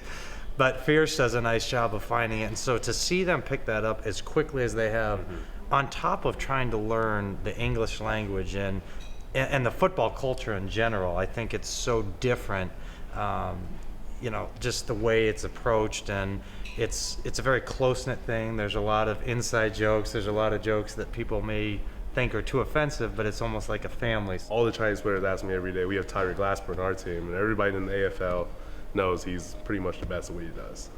And every single game, there's always 1 or 2 Chinese players to come to me after the game and goes, David, how does Tyree do it? Like, nobody blocks him. Like, nobody can block him. And I'm like, he's just that good. And slowly at each practice, they're asking him, like, how do you take your first step when you pass rush? Like, where do you hit somebody in the hands or in the arms? And we have one player that now that does it so much that he looks kind of like Tyree when he does it. When he's going against Chinese players, he has that like little hip swing. The first day when he did it, it was awful, and he looked like he didn't know what he was doing. And now every day he practices it. And every day he asks Tyree, does this look right? And it's like they want to learn. It's not even. It is everybody teaching, but the Chinese players want to learn all this stuff. You know, last game AI caught his first touchdown. Yeah. And I mean, I felt the way that you're talking about. Yeah. Just like incredibly proud. And I mean, I've never been happier about throwing a touchdown pass in my life. It was just like, and he was pumped and he spiked the ball and then. You don't have to Saturday. You're good now. Yeah, you got your touchdown. No more snap. Okay. All right. Touchdown. Yeah, okay. He called it. Yeah. And then, you know, Coach Dolezal's incredibly excited, so he got the ball that he spiked, and Clint spiked it too. Yeah. Some of our grown-up football players and some of our future football players for the CAFL at halftime here from the group called Skyways. I ran into this youth organization back in August when I was here for some training, and they're really doing a great job. The kids started 5 years and up. And when we come back to tell you more about the CAFL and our future in China, we'll be back with more from Shanghai right after this.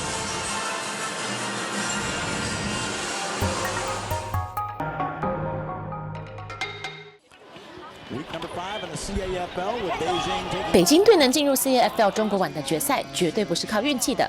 他们的4分卫 Luke Collins 有联盟中最高的传球率。Luke 和3位出色的外接员合作愉快，其中一位是中国球员吴尔文，他有26次接球成功，加上5次打正。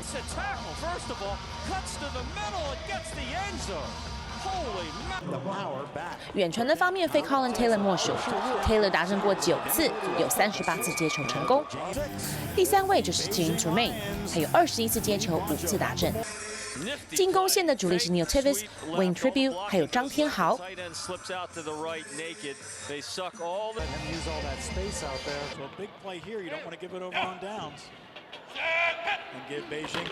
北京的防守也很出色，平均每场会有3次挡树型交换。Louis Nuru、Paul Chen 还有张祥宇担任防守线，线位则是 Calvin Fans 还有黄耀祖。防守后卫有 Torres Jones 和 James Romain， 2人的成绩加起来让对手非常害怕。北京的特勤组成功的防止对手在开球后得分。Rustin Moroga 不但在防守上令人注目，在端区进攻也不逊色。加上踢球员 Pat Clark 的准确度是联盟中最高的。这样说来，北京队将会是中国碗冠军赛的大热门。各位观众朋友们，大家好！现在站在我旁边的呢，就是2位非常重要的人物 ，Louis Tang and Mandy Tang。他们2位呢，就是我们雷森服饰的董事长以及负责人，他们为我们做了很多事情。Thank you so much, Louis and Mandy.How difficult has it been, or how easy has it been for you guys? Because it seems very easy for you just come up with all these shirts and jackets and uniforms. Yeah, it has been very exciting. Just Jiayu CFL, we love the idea. When it all started 2 months ago, and we are so glad. We are under great pressure, but we love doing it. It's been a pleasure.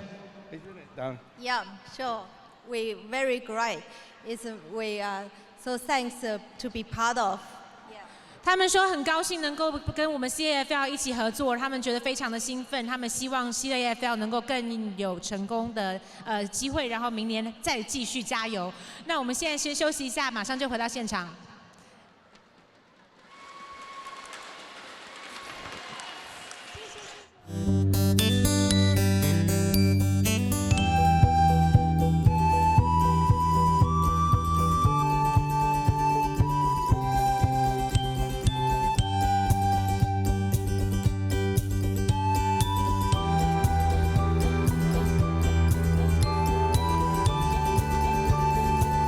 Hey, it's been a great trip here. I can't thank everyone enough. It's been a blast, but we're headed home soon.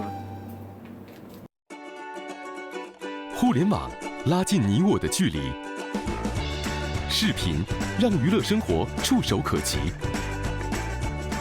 爱奇艺不断连接人与服务，让人们可以平等便捷地获得更多更好的视频，以及跟视频相关的全方位生活娱乐服务。爱奇艺，悦享品质。 Welcome back to first half highlights as J.J. Raderink and company getting on the board first in a 27-20 halftime lead for the Guangzhou Power. But how about Sean Kalanamuku with a touchdown catch from Austin? And we had a tie ball game early. Then Kalanamuku would have another touchdown in this one as the score read 13-13. But then Johnson into the end zone. And the Guangzhou Power were keeping this game close, and it looks like amoebas under a microscope to me. Something like that. Here's another touchdown catch for Kalanamuku. He had 2 in the first half. It was 20-13 with that touchdown catch. But then you got to like the action by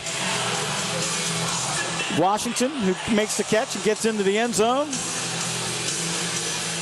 And then finally, the big fella, Deshawn Johnson, with a touchdown run and in. 27-20 at the half. Let's go to Sandra Parks as she's standing by with the head coach of the Skywalkers and Derek Stingley. 各位观众朋友们，大家好！现在站在我旁边的是上海的主教练。Thank you, Coach, so much for talking to us. How are you going to reverse the situation now to, get this game back in your pocket for the second half? Well, we have to play a little more physical up front, and we can't make those mistakes. The end of the half for us, it wasn't real good football. So we just got to make sure that we don't put ourselves in those situations to have too many failed plays. So hopefully we clean this up and we make a better game out of it. Well, good luck for second half, Coach. Thank you. All right, thanks. 刚刚教练说呢，他们必须要再多加一点体能的东西哦。还有他说，刚刚最后面几分钟的他们的错误实在犯的太多了，他们不可以有这样的错误。那我们现在把现场交回给摄影棚 ，toss it across the field to the guys. If you're just joining us, we're live in Shanghai, and this is a playoff game for third place in the CAFL, and there's money at stake, and these guys have played like it.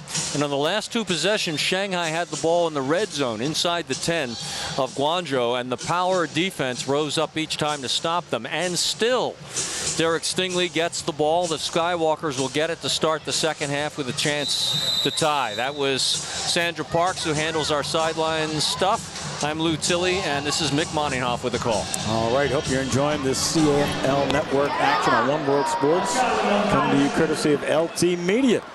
So here is the opening kick, and it is Dwayne Hollis all the way out close to midfield. Another big-time return for number 22, Dwayne Hollis.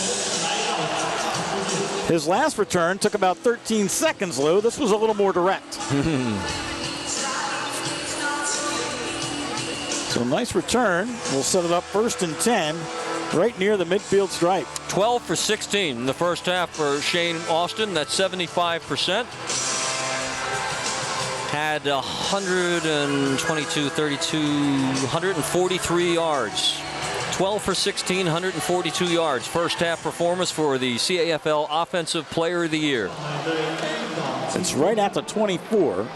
So 26 yards to go to the end zone for the Skywalkers. Shuai Liu goes in motion, and they're looking to the wall. That is Washington, makes the catch, and finally brought down by John DeChen.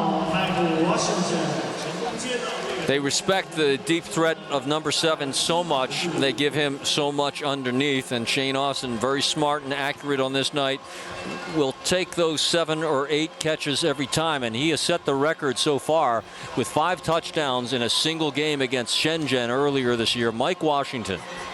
That was a game when I think Kalanamuku had 4, he had 5, and Austin threw the 9 touchdown passes. 2nd and 4 at the 20-yard line. Back to throw, off the back foot, caught, touchdown, Shuai Liu! And a flag will come in for a late hit in the end zone. I think it's a good call, and Shuai Liu is banged up, shaken up. He might have taken one in the side, the ear hole of the helmet, but he held on. Great job by the Chinese receiver, and I told you, this is my favorite of the bunch. From 20 yards out, Austin spots him, leads him in front. After the touchdown, personal foul. He took it in the shoulder. Number 4, the defense, unnecessary roughness. That penalty will be enforced. after the kickoff. Oh, he got hit right in the back of the shoulder. That's a very tender area there. And I'm sure that could be very painful for Shuai Liu. For Shuai Liu, touchdown catch number 4 on the season. He's one of the top 10 receivers in this league. So with the extra point here, we could have a tie game at 27 as Taylor Russolino is on. Here is his kick, and this one is no good. No good on the extra point by Russolino. So the score remains 27-26 as we get another look at the touchdown reception by Shuai Liu. Back in a moment with more on One World Sports.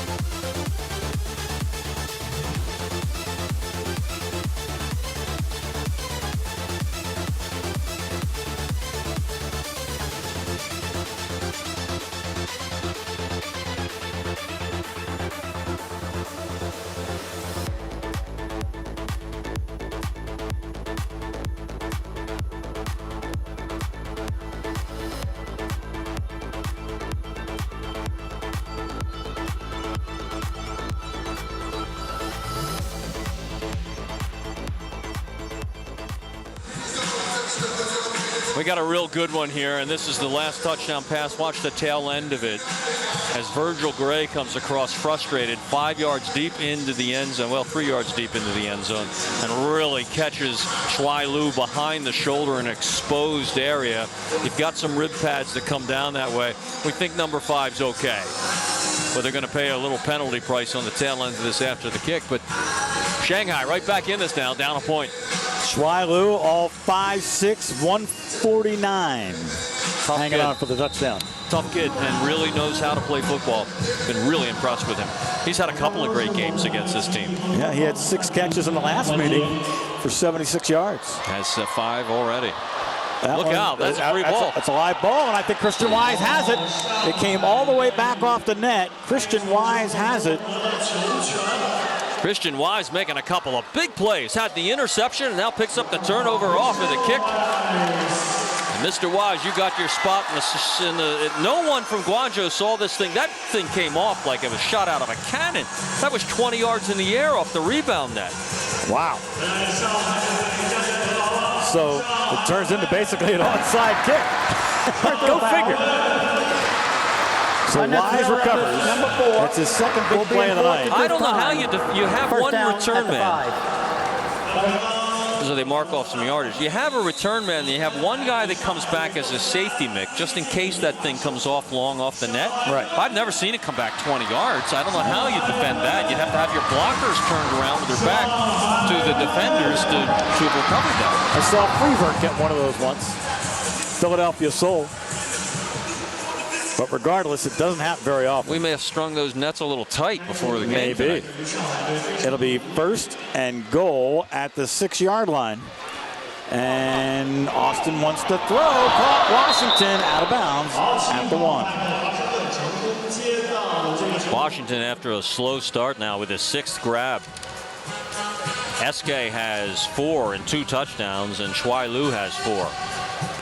Well, Austin spreading it around. That's what good quarterbacks do, and here we're looking at a 2nd and goal. He's having another great night against Guangzhou. Call it the 1-yard line. Now Austin may elect to keep it himself. He does have a few rushing touchdowns this season. He has 4 of them. And he does. Powers to the goal line. He's in. And that's a touchdown. Gonna pose, and there you go. Shane Austin. 5th rushing touchdown of the season. There you go. Hey, listen, we're proud of our commemorative souvenir program. 10,000 of them the fans have gotten here. We produced this at Blue Tilly Media with a nice cover from Derek Branch, and inside a welcome message from our founder, Marty Judge, and inside full team rosters and photos, beautifully photographed on the beach at Qingdao by our own Leo Swatuka. This is Beijing and Qingdao. They'll go at it tomorrow for the China Bowl right here in this arena. We expect a big crowd, and everyone gets this free commemorative program. And our friends from Legends get the back cover advertisement as well. It worked out well, no doubt. It's funny, we did those pictures on the beaches, and the funny thing was people were saying, why are you doing the pictures on the beaches? Man, it looks great. With no light. It just looks great. And by the way, these just came out last night at our annual dinner. This is the Shanghai Skywalkers hat, right? Qingdao, we've got their version here. Dalian Dragon Kings. And you can find your favorite team. Just go online at CFLfootball.com, and it'll link right through to our Legends merchandise store, and you can be part of all the fun here in China. Well, very entertaining first half has now moved into the third quarter. We have 11-12 to play, and it's 33-27 as the Skywalkers now have the lead. There's that online store. You go to CAFLfootball.com or CAFLchina.com, and you'll see an easy link. It'll take you right through to our merchandise store. And you want to grab these because this is going to be really big here in China, and this is really special stuff this first year. And it's not done. We got a great game here, and then a championship game coming your way tomorrow right here on One World Sports. So after the extra point, making the score 33-27, Shanghai out front. Russolino has it teed up, and here's his kick. This is end over end off the net. Brooks has it in the end zone, bringing it out. He's up to the 5, still going. Brooks to the 10. Now he gets the Jets. He's up to the 25, and Russolino has to bring him down at the 23-yard line. This is a great football game, and Brooks has had a terrific game on returns. Nothing he could do about this last one. He tried to get that touchdown back on his own, and he makes about 5 or 6 cuts, but he runs more north and south than Dwayne Hollis. And Dwayne Brooks gets corralled before he can hit the end zone. Nice return. He's been doing a great job all night. Russolino had to make the tackle and did. So now the Guangzhou Power have to mount the comeback. 10:38 and the clock moving here in quarter number 3. Shanghai with a 33-27 advantage. And J.J. Ratterink onto the field. 10 carries for number 77 has been the main go-to guy for J.J. Ratterink. That's the fullback for 46 yards, 2 touchdowns. This is their first possession. Right. Of the second half, and there is Johnson. Ran into his own ball. Man there, and nothing doing. I think he lost one. Yep. Ratterink didn't throw the ball much in the first half. I have him only 6 attempts and 4 completions, but took the lead to the locker at 27-20 because of the running game of number 77. So loss of 1, 2nd and 11 back at the 22-yard line as Deshawn Johnson ran into Hao Guo up front, big number 66, and just couldn't get around him. See if Tuane comes in motion. He's out there now. He already has a touchdown catch tonight. Now looking his way, going deep for Tuane. Touchdown! What buys it to it? No, they say no. Now you can't catch it off the wall, but I guess he juggled it. Well, Dwayne Hollis knew. He gave us the early indication. Number 22 right there, one of the best defenders in all of America. Part of that incredible Philadelphia Soul defensive backfield from a year ago. But that ball was thrown where only Tuane could get it. And he almost came down with another one. He usually does. Ratterink's best throw was a 32-yard hookup with Tuane for a touchdown in the second quarter. 3rd and 11 at the 22 here. Little equipment repair as Tuane went into the wall hard and did some damage. So we're going to take a little break and we'll continue. So we'll take a timeout.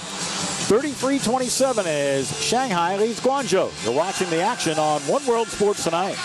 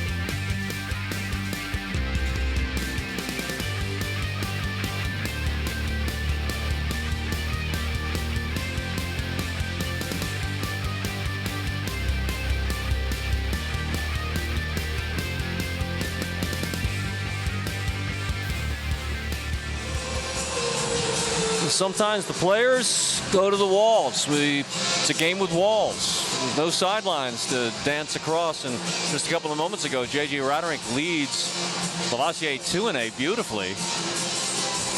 But in this case, Hollis and the wall win the battle. The ball falls out harmlessly, but there was some damage done to the wall, so we're doing some equipment repair down in the corner there. It has to be done. Second time tonight we've had one of the doors come flying off as two players crashed and went through it. Yeah, about 650 pounds went crashing through that one. These guys were lightweights by comparison. This is true. Going to look at Dwayne Hollis, who's had a big night tonight with some major kick returns. Shanghai Skywalkers lead this one 33-27. Dwayne and I got detained by security coming through the airport line a couple of 6 days ago on our way to Shanghai. They X-rayed both of our suitcases, and in my case, they found a suspicious tube of toothpaste. I lost hair gel. Did you? Yeah, I did. Sorry to hear that. The guys are ready to go home, I'll tell you that. Some of the U.S. guys have been putting together some video postcards that we helped put together to send back to the U.S.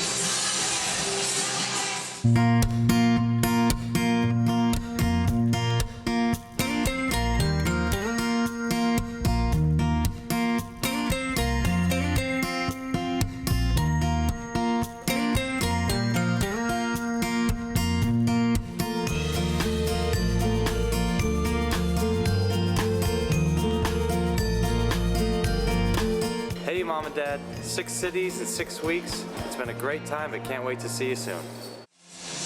Well, that's J.J. Raderink, the quarterback of Guangzhou, who you've known him for a while, Nick, and I got to know him through you when I first got here and quickly became kind of a special friend to all of us. I've enjoyed talking about football with him, about life with him. He's 35 years old. He's thinking about the next steps in his life, and there's no doubt in my mind that no matter what he decides to do, he'll be a success. He's very grounded, has a good set of values, terrific pair of parents, talks about them all the time, talks to his dad all the time about the games here, and apparently his dad has been analyzing our broadcasting as well, which is a compliment in the Colorado area. And if he decides to be a broadcaster, I have no doubt that he could be one of the best and relatively quickly. And he certainly has a great football mind. And we hope that he stays around the CAFL for a long time with us. And it's just great to make a great friend, great person like JJ. And there are a whole bunch of them here on tour with us. And already with only about 24 hours left in our time here in China, I never thought it would end, and now I'm kind of feel a little mixed about it. Let's take a little trip around Shanghai with our own Lou Tilley Media group right now. It's really a remarkable city.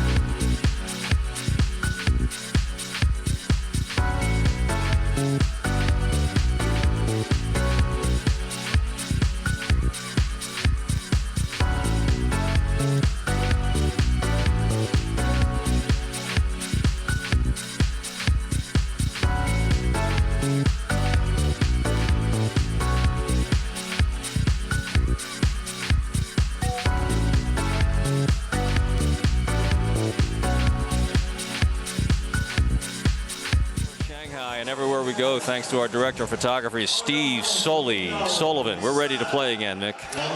All right, so we have a 3rd and 11 coming up the 22-yard line as the carpet and the wall are all put back together again.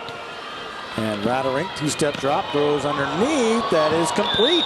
And that is Fu Yu with his first catch of the night. Fu Yu! Been waiting for that all night, just for the chance to say Fu Yu. All right. Or as I say in English, Yu Fu. Yeah, we've been going back and forth on that all trip, haven't we? Well, I took the liberty to Americanize some of these names because you can't say David Wong and then come back with Yu Fu. You got to be consistent. So what do we got here? Flag on the play? After all that, first down.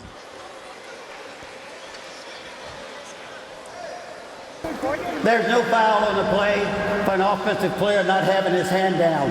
They are not restricted in putting his hand down. There's no foul. We're going to play fourth down. All right, so that gesture was not a first down. It was, don't worry about it. So complete pass. He did make that first down. Hey, I know. I like that. That was good. That was a don't worry about it, y'all. Okay. Get on the ball, y'all. Let's play. I like RG's style of officiating. I got to tell you, I'm a big fan. 4th and 5, and the ball comes across the 20 to the 18-yard line. Big play. So 2-8 goes in motion. Rattering, 3-step drop, looking for Bobrovsky. 2-8 flags on the play. The ball falls incomplete. Well, hold on. Thomas was defending on the play. 2-8 hasn't gotten up yet, but we have about 3 flags on the field. Thrown by the linesman again. Boy, 2-8's taken some brutal crashes into that same section of the boards.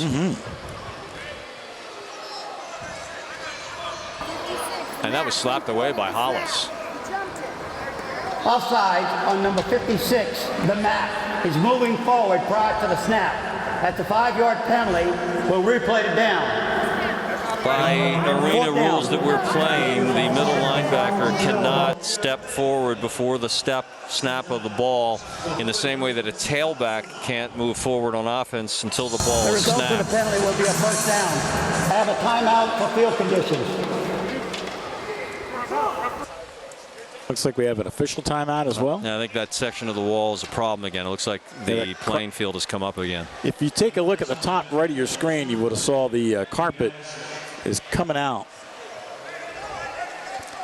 Anyway, we'll try to get that repaired again. We'll send our maintenance crew over there and tell you about tomorrow's China Bowl. That's our championship game coming your way only here on One World Sports in North America. That's at 3 o'clock our time as Beijing, the undefeated Beijing Lions, coached by Clint Ozell and featuring the leading passer statistically in the CAFL and Luke Collis, take on Qingdao, coached by Rod Miller, and featuring their quarterback Brian Randall. It should be a good one. But Beijing is undefeated, and if you were to ask me to put a line to it, Mick, I said a week ago that before Qingdao played their game last week that I thought Beijing would be favored by 7. I might have moved it up to 9 now because Qingdao had a tough time physically, and they're already beat up in their loss to Shenzhen. And I think that they're really going to be tested, and if they fall behind early tomorrow, they could have problems with Beijing. No, I think you're absolutely right. I will say this. After the Qingdao loss last week, almost the next day, Reggie Gray comes up to me and says, I heard you guys are making us the underdog. Oh, yeah? Well, that's the problem. So they're paying attention. See, they're paying attention. That's the problem with trying to be friends and traveling with the guys. And then they've been lobbying us for their statistics, and they know that we were on the committee voting for the All-Stars and the Players of the Year, and maybe it is time to go home. Yeah, maybe. But just made me laugh. These guys are so much paying attention to every word we say. 1st and 10 after the 5-yard penalty, and the football goes to the 13-yard line, and they're going to run Johnson all the way down to the 5. Boy, what a surprise he has been, and it bears repeating. He's now over 60 yards rushing on 12 carries in this game. And that is so unusual, folks, in arena football. There's only one guy back in the U.S. that carries that often. He played for Jacksonville. His name's Derek Ross. He used to play for Philadelphia. And if he got the ball a lot, he got 8 or 10 carries in a game. And here's this guy, Johnson, carrying 11 times already. And in the previous game, Dak Britt carried 18, and last week carried 25 times in the win over Qingdao. Sole possession, second place in the rushing yards for Johnson. Here we're looking at 2nd and 1. Flag on the play. He's in the end zone for a touchdown, but there is a flag, so hold on. And that comes from the back judge, probably called on the defense. The touchdown will stand. Guangzhou and Johnson into the end zone. Formation on the defense. Number 56, the defensive end is too wide. That penalty is refused. Results of the play, touchdown. So there's the score by Johnson. He's into the end zone for the third time tonight. His 7th rushing touchdown of the season. And Alex Carter on for the extra point. The game tied at 33. He makes this point here, and Guangzhou's up by 1. Placement down. Kick on the way. This one hits the upright. It's no good, and we are tied at 33. It's only 9 feet across in arena football. That is anything but a gimme. I like the idea. I would hope that the NFL would pick up on it. And what about the future of football in China? Our founder and chairman is with us, Marty Judge, and I asked him to talk about that.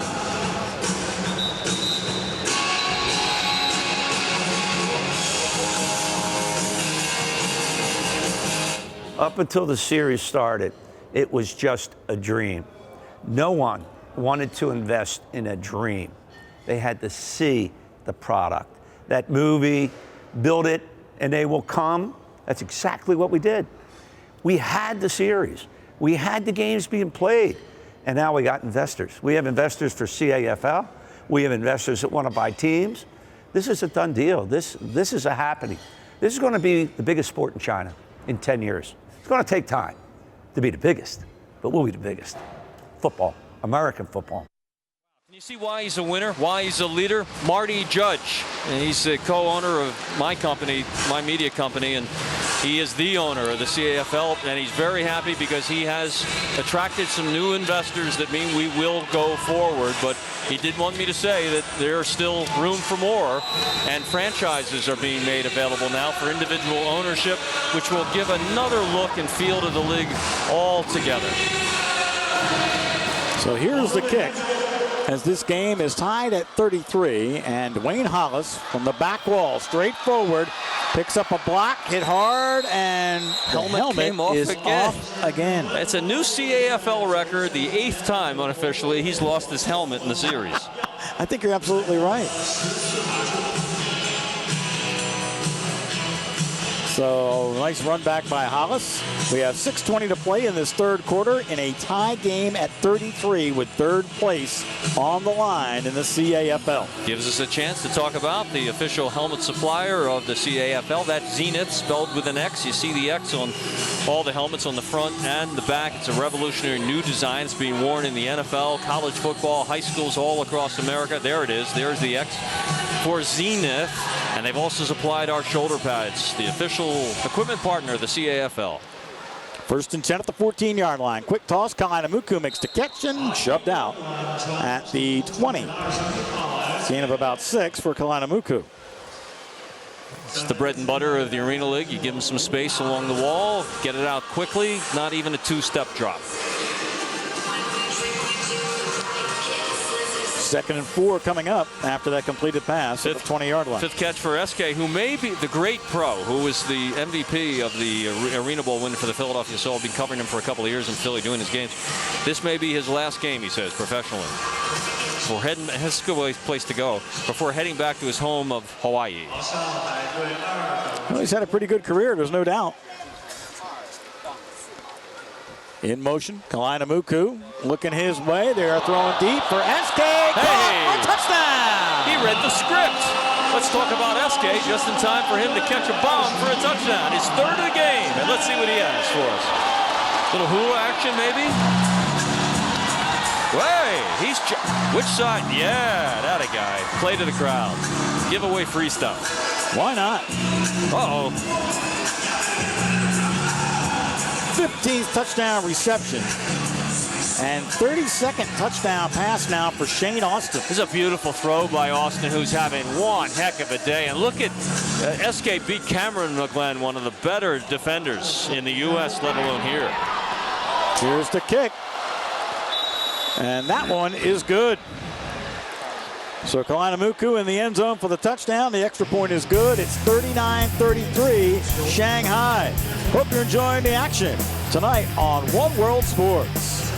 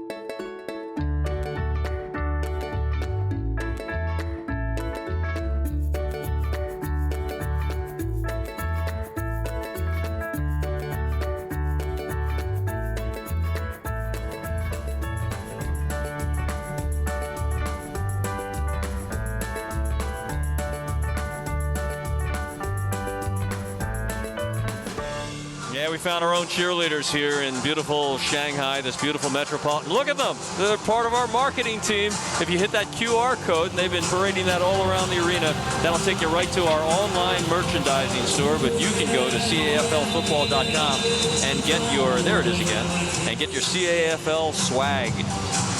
Just swag on. There you go. We'll be bringing some swag home with us, won't we? Absolutely. Here's the kick. This will be off the net for Dwayne Brooks. And he has a little bit of a lane. He's out to the 10, cuts it back inside, still going, dancing to the 14. That's where it's going to be 1st and 10. I think he's mad that we gave the Kick Returner of the Year award to Christopher Lee last night at the banquet. There you go. Now listen to this. Shane Austin after that touchdown pass, Mick. And he had a great game against Guangzhou last time. 16 for 20. 16 for 20. 208 yards. And 4 touchdowns. And there you go. That's our Chinese announce crew. That's Wu Lu on your right, who's been doing our play-by-play. And sitting in for the first time with him is Paul Chang, who plays defensive end for the Beijing Lions. He'll be in the championship game tomorrow. He's also an MMA fighter that fought for the World Championship, and at the age of 40 resuscitated his football career and made All-Pro with us. And on top of that, he's a Hollywood actor in the Night at the Museum series movies as the Hun. Look out! Here comes Lavage Toure! Way close to the goal line. Another big first down play. I hope he didn't tweak his knee, and he's angry. He's had some problems, yes, with that right knee. He put that extra effort into it to try and explode all the way for the touchdown. And how frustrating when a great athlete like LT battles these nagging injuries. He is exciting.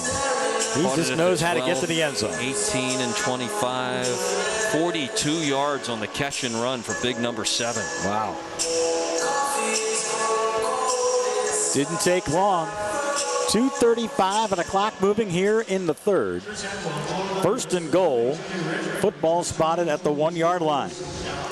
And it is Big Johnson, Deshawn Johnson, in the end zone for the touchdown. Just like that, he's in. Another rushing touchdown for Deshawn Johnson. Boy, that takes the air right out of Shanghai. Oh, yeah. Power football behind Brandon Carvalho again. One of the great all-star center.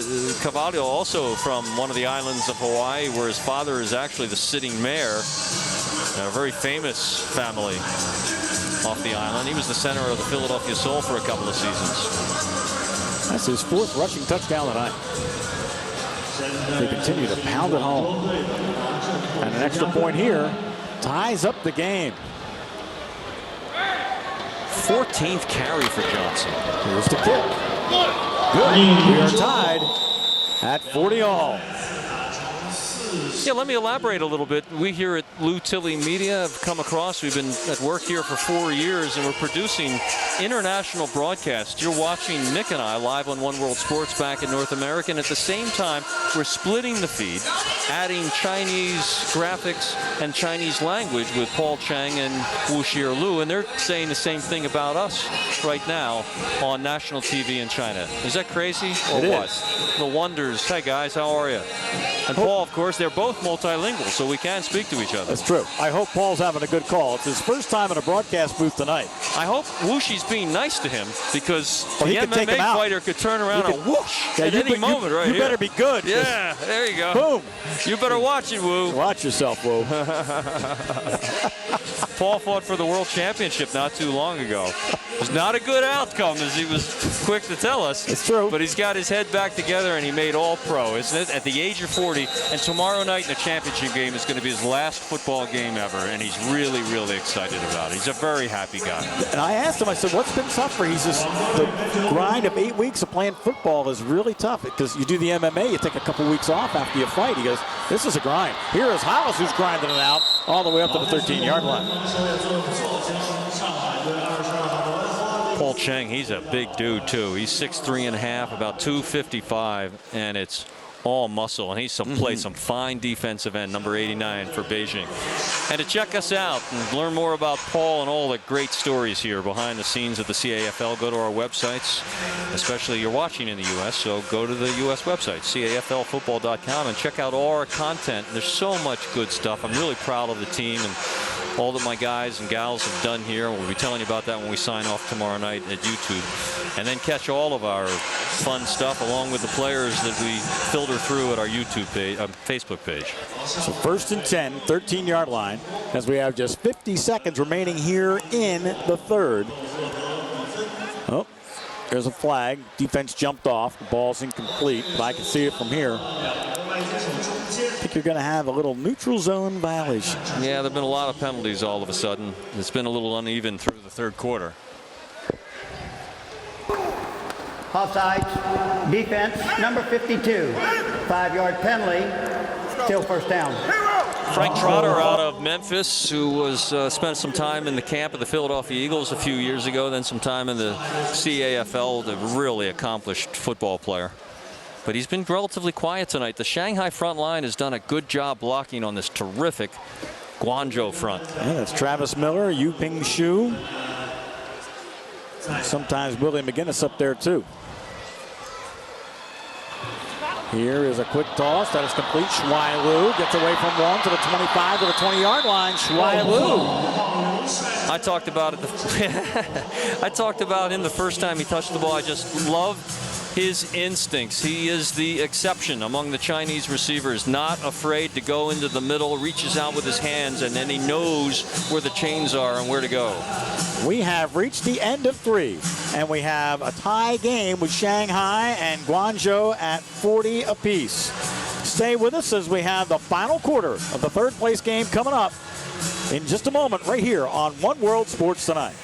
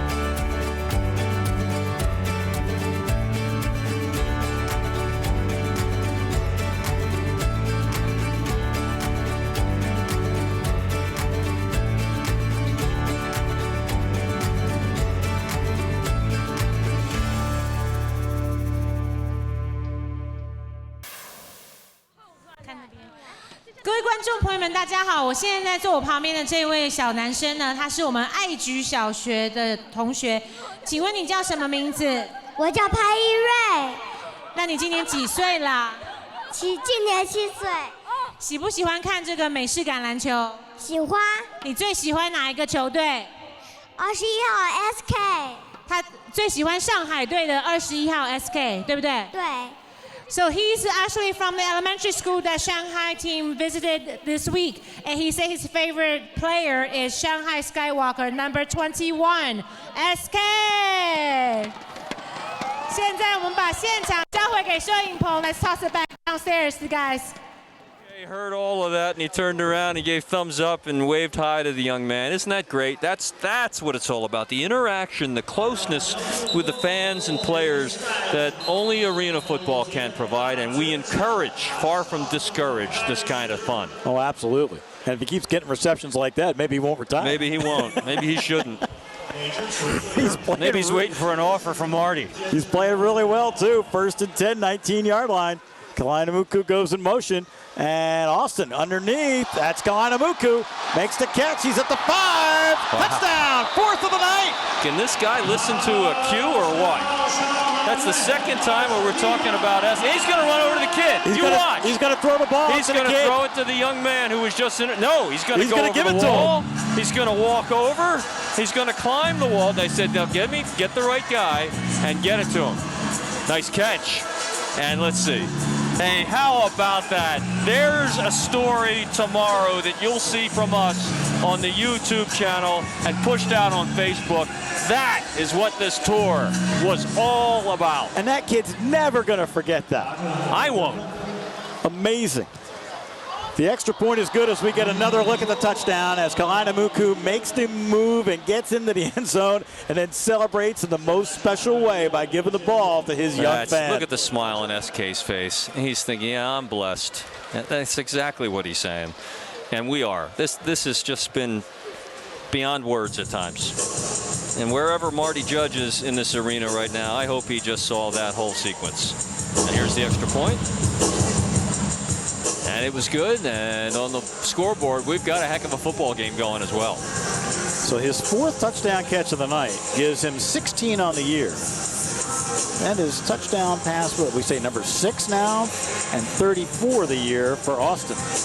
Well, we didn't know if the player of the year could top himself, but he's on his way. And can we top this game with a championship game tomorrow? It's the China Bowl, the CAFL championship game, as the undefeated Beijing Lions take on the challenge from the Qingdao Clipper and quarterback Brian Randall and their outstanding defensive end and linebacker Jake Metz, who could be the wild card if there's a chance in knocking the Lions off the top of the pile. It's all coming your way right here tomorrow on One World Sports. I'm Lou Tilley along with Sandra Parks, who just dug up that beautiful gem of a young fan and that beautiful interview and the connection with SK.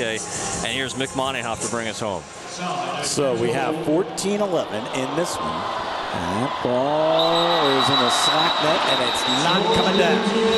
A little explanation, that's a slack net in between the goalposts. So if the kicker can kick it in the air through the goalpost, he's rewarded by the ball being gone out of play. The net is slack, so it just hangs there and can't be returned.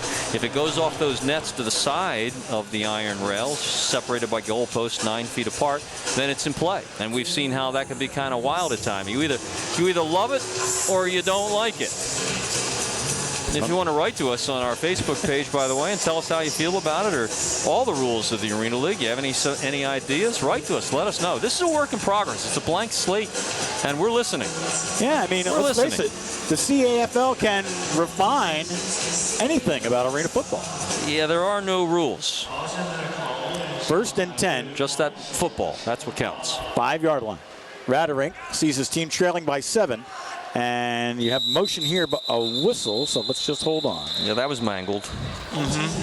Something was derailed from the word go, as in motion went chin to chap. Offsides, number 3, the high motion man. Half the distance to the goal, 1st down.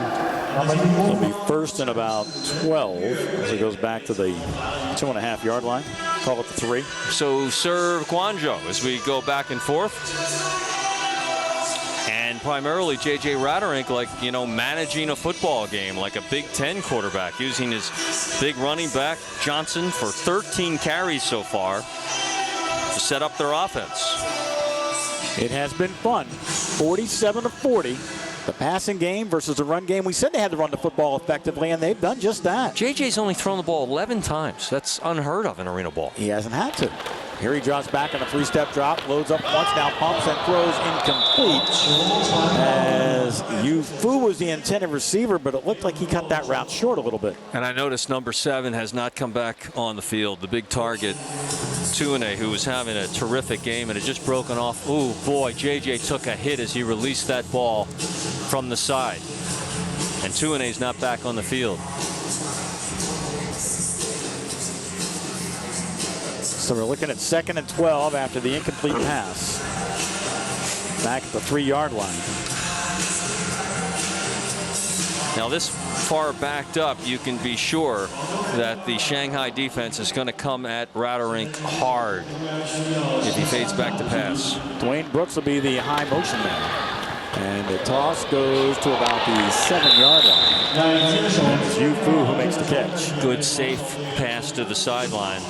But they got the ball out of there quickly enough that the pass rush didn't threaten him in his own end zone. It was Justin Lawrence and Willie McGinnis who were really coming after him.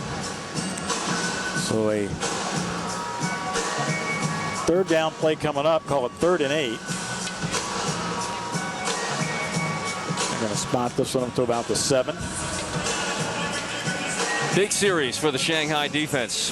Their chests heaving a little bit. It's been a very physical style of arena football with the guys in white pounding the rock behind number 77. So Raderink has 2-A in motion, and he's looking his way. Now throws the underneath route, and that was intended for Yu Fu, and he was downfield, and the ball was short. He's pointing down this way. Raderink's pointing down this way. I don't know if Fu broke off his route or if the ball was tipped or what, but there was something very wrong about that play.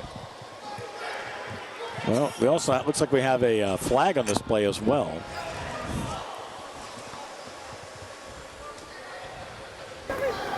Illegal contact. Defense number 6. 5-yard penalty. Automatic first down. Lei Wong, one of the All-Pro Southern Division players, called for the penalty. So defensive penalty turns it into a 1st and 10. They got off the hook. Yep, puts it at the 13-yard line. That's a big first down. Keeps this drive going. As we're in the 4th quarter in a 7-point game, Shanghai up by 7, 47-40, and the clock at about 10:50 and moving. Fu comes in to the near side. 2-A is going to be slot left. That's a good sign that he's back in the game, though. Shinda Chow in motion on the right. Raderink with a full 3-step drop. Here comes the rush. He eludes that, scrambles, and now throws across the middle for 2-A. Just missed him off the fingertips, incomplete. I think they're going to get his offensive line for holding. He was under pressure by Willie McGinnis and had to spin out of the pocket to avoid the sack, but in so doing, one of his blockers may have grabbed some jersey. There's a good ISO shot of the holding quarterback. Number 76 offense. Half the distance to the goal. Replay first down. And sure enough, that's exactly what happened there. But better to take the holding penalty than to have your quarterback sacked near his own end zone, or else even give up a costly fumble. So that's going to march it back down the field. Just outside the 5-yard line at about the 6. Nice look at what Raderink's facing. Backed up against his own end line again. Still plenty of time in this game with 10 minutes to play and just down by 7. 3rd place on the line. The Power came in with a mark of 2 and 3. Shanghai was 3 and 2. Might not be a bad time to slip your tight end out, although it's not David Wong. Usually that's their intended target. Raderink sends 2-A in motion. 2-step drop across the middle. 2-A cannot hang on as Dwayne Hollis was there to knock it down incomplete. Boy, that's been a great bottle. Number 22 on the big possession receiver. 2-A, and Hollis has won a couple of battles. And 2-A's won some. In fact, 2-A, 1, 2. Just 3 catches, Mick, but for 85 yards and a touchdown. It has been a good battle. And it's going to continue as we have 9 minutes left in this one. Anybody's game. Big defensive series again for Shanghai. Now, Shanghai lost 2 games this year by a total of 3 points. And they're in another close one. 47-40, Shanghai the lead. On 2nd and 17, Chow goes in motion. Raderink steps up. He's throwing the deep ball for Brooks. Overthrow him incomplete. But Dwayne knew just how to handle the wall. Climbed up just far enough he wouldn't injure himself, and then balanced himself like a gymnast on the balance beam and didn't go over. No, he didn't. We've already had 1 player go over tonight. Actually 2. That's just the 14th pass attempt for Radering. That is not a lot. And the most passing attempts I think we had this year was about close to 40. 8 for 14 for Radering. Pretty deep into the ball game now. Well, Coach Stingley sending in the defensive signals. 3rd and 17 coming up. It'll be Brooks in motion. Radering forced out, scrambling. He's going to throw this one away.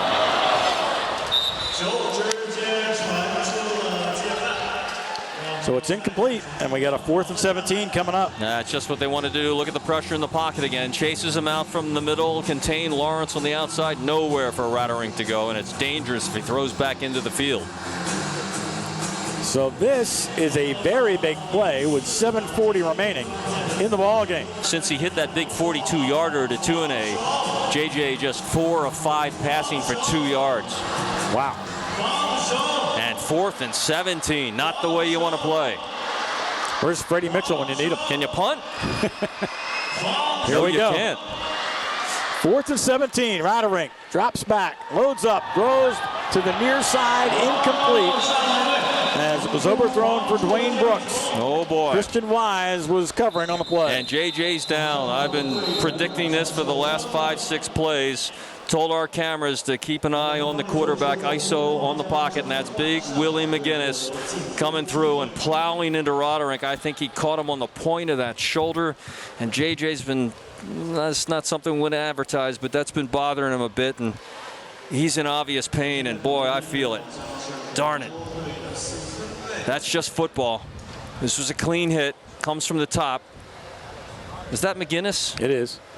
See how he catches him on the point of the shoulder, Mick? Right. That's not well protected, particularly for the quarterbacks. And this guy is a warrior. 35 years old, came out of retirement kind of to come over here and play for us and lead us. And we appreciate everything J.J. Radering has done. Here it is again. Watch, just on the release, he's vulnerable. He's not looking that way at all. And it's just a perfectly ill-timed blow to the point of the shoulder. Well, hopefully he'll be able to come back. I don't think so. I think you got to look to your backup quarterback already. And we'll see if Alex Carter, number 14, starts to warm up. He's walking around on the sideline right now. But here's a short field. 1st and 10 with the football at the 7-yard line. 1st and goal, actually, at the 7-yard line. And it is Austin, flag on the play, brought down for no gain. Now that was a design, the little fake left, but none of the blockers went that way. If you're reading your blockers on defense, you trailed them right to the ball and to Shane Austin. Here's the call. Illegal formation, offense, wide receiver was too tight in. He has to be a minimum of 5 yards from the line of scrimmage on the outside.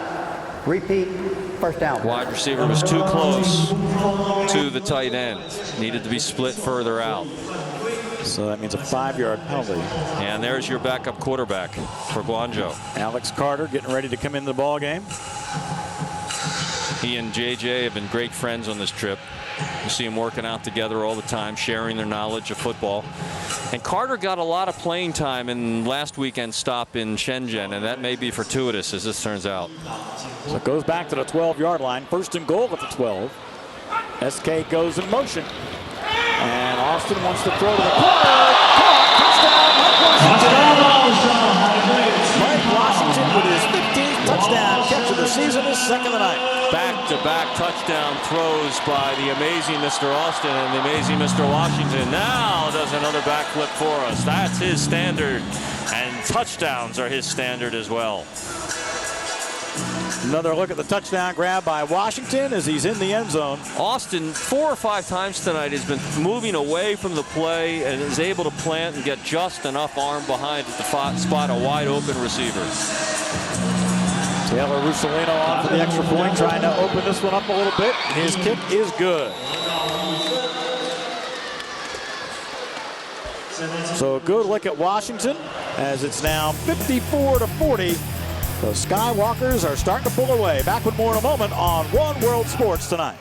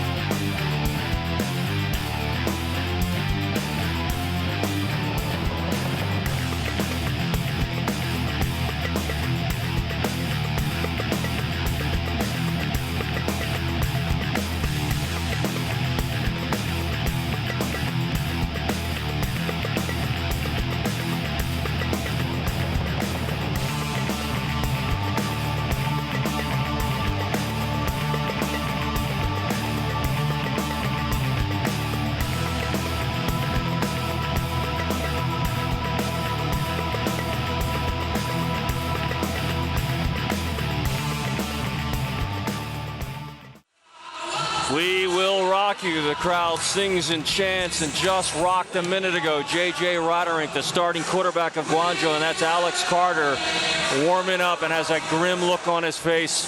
May have to come in here and try and engineer a comeback for Guangzhou to grab third place in the final standings here in the CAFL. Taylor Russolino made that extra point. He hasn't teed up. There's Roderick with the helmet back on. That's a good sign. Here's the kick, and it goes over the back wall and out of play. Usually you put the hat back on. He's coming back out. How about this Warrior? Wow. He was nailed on the point of that shoulder. Maybe he's just going to give it a try. You can throw the ball on the sideline, you can loosen up, but until you get out there in the game and really let it rip with muscle memory, with that extra something on it, that's the only way you can really tell. That goes for a bad leg, a bad shoulder, anything. Let's see. Well, since that kick went out, it's going to be 1st and 10 at the 20-yard line, so the field's a little shorter for Roderick as he trails 54-40 with 5:15 to play. Down 2 scores. That's not insurmountable with a veteran and the weapons that he has in arena football. But be aware that it's a rolling clock until the final minute, in which time we revert. Here's that hit again that sent him to the sidelines in a frightening moment just minutes ago. Let's see. 1st and 10, 20-yard line. And he doesn't have 77 in the backfield either. No, he doesn't. 3 receivers set. 2-step drop, quick toss, complete. That is a completed pass to Yu Fu. And he's a little slow to get up. He's slow to get. Watch the release. He throws it a little sidearm. Maybe I'm reading too much into it, but looks like he lowered his throwing release a little bit. But he got it out there with plenty of zip, and then he kind of hobbled, limped over to Coach Pernsley. At the same time, number 5 needs some attention from our medical staff. So, man, we are popping. Yu Fu shaken up on the tackle after a short gain. Fu Yu, who has 1, 2, 3, 4, 5, 6, 7 catches, Mick. Well, he's been one of the better Chinese receivers, but he's being helped off now. No, I'm sorry, that's his 3rd. I'm confusing him with Shuai Lu. Yu Fu was shaken up. Started the night with 9 catches, does not have a touchdown this season. But J.J. Gamer, this might be the last game in his career. We never know. And he wants to play it. He wants to win it. Football at the 23, we're at 2nd and 7. 2-8 goes in motion. Here is Brooks. Little bubble screen action. He gets up to the 25-yard line. Only a gain of 2. Good way for the quarterback to test it. And again, Mick, it looks to me like he's just kind of flipping it sidearm a little bit. We'll know if he airs it out and has to throw long. He can't throw too much short stuff and overcome a 2-touchdown deficit. Well, 2-A's out there now. The big running back, Deshawn Johnson, is not in the game. And I'm not sure that 2-A's at 100%. Let's see who the tight end's going to be on this one. It is not David Wong. Quick drop at the deep ball. For a touchdown, Shinda Chow. Oh, did they need that? And oh, did J.J. Roderick answer my doubts about whether he can throw it long. What a clutch play and a courageous play by number 11 to number 3. Watch this. He's going to get hit, too, on release. Stands into the throw and throws a strike to number 3 for the touchdown. Shinda Chow with his 5th receiving touchdown of the season. Oh, this is just too dramatic. Great stuff. What a great game. So Roderick with another passing touchdown gives him 20 on the season. Here's Carter on for the extra point. Placement down, the kick is up. It's no good. Oh boy, that hurt. Got to make those points. That leaves him down 8. And JJ disappointed in that. His friend, the quarterback, is also the place kicker. Here it is, a look from behind Roderick, who releases on time. And you see the defensive back didn't turn around and locate the football.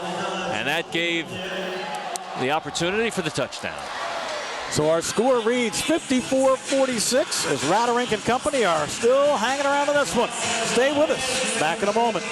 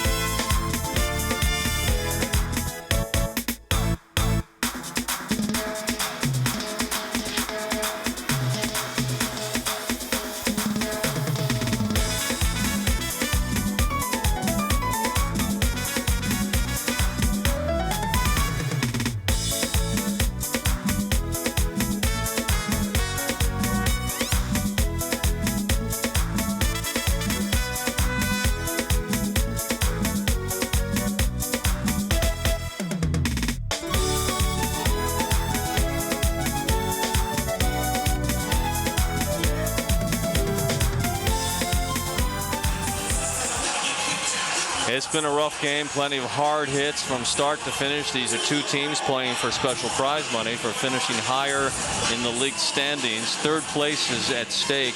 And right now, the Shanghai Skywalkers have the advantage. Held on to the ball, even with hard hitting like this all over the place. And just a moment ago, J.J. Rattering taking one of the toughest hits of the game, but coming back to fire a long touchdown pass after taking this blow. And there he is now with ice on the knee. Wow. It's a tough game. It's a tough sport. Tough sport. It's not just pitch and catch. And yet he's still talking about pass routes to Dwayne Brooks. Yeah, well, that's part of it. Like, doesn't matter if I'm banged up. I got a job to do. Kickoff coming up. Have to get JJ something with ice after this game's over back at the hotel. There you go. 54-46. Skywalkers lead it. Carter has the kick. Going for the onside low line drive, and it goes over the wall. And they're going to spot it where it goes out, I believe, at the 10. Well, you know what? You take the gamble. You're down by 8 points because you don't want the veteran on the other side, the offensive player of the year, Shane Austin, who's been unstoppable. Let's be honest. They have not been able to derail him at all. You don't want him to get the ball, use up all the clock, and go 2 scores ahead. You're done. So you try for the onside kick. If you don't get it, if they do score, at least you get it back with some time. Shane Austin, the offensive MVP. And 19 for 23, 254 yards, 7 touchdowns. How's that? That's a big night. He had a night where he threw 9. He can light it up. But 19 for 23, 4 misses on the whole evening. Wow. Well, he's proven why he was the offensive MVP. First and goal at the 10-yard line. With Kalinamuko, who has 4 touchdowns in motion, takes the handoff. And he's still going inside the 5 down to about the 2. You know, with the game that SK's having, if we had to vote all over again, he might get a few more votes because of his all-around abilities, not just catching the ball, but he's rushed it for 4 touchdowns this year. That's correct, plus the 16 receiving so far, so he's found the end zone 20 times this year. Wow, and we're in our 6th game, folks. It's a lot of scores. And that's a great play, Paul. They gain positive yardage to move inside the 10. And they keep the clock running. They're at the 2-yard line. They could almost take this down to the 1-minute warning. Now, do you want to score right away? We've seen some teams like Qingdao in the game where they beat Shanghai, didn't want to score right away. Right. No, I don't think they do. Took a little more time off. I think they run it again. And now there's the flag for delay of game, I'm sure. Good call. Coach Pernsley was saying, throw that flag. It's taken all day. Delay of game. Number 10, offense. 5-yard penalty. Second down. We don't have a play clock here. We're just not equipped for that yet in China. By the way, the technology and the scorekeeping and the clocks have been a challenge. When I talk to you back in the States, I'll tell you all about it. I might write a column about it on the 16-hour flight back home. There you go. But the back judge then is responsible for keeping track of the play clock. And earlier on in the season, they were pretty liberal with it. But now as we come down to money time, and these games do mean money, they're keeping it and calling it tight. Oh, yeah. That's 104, last play of the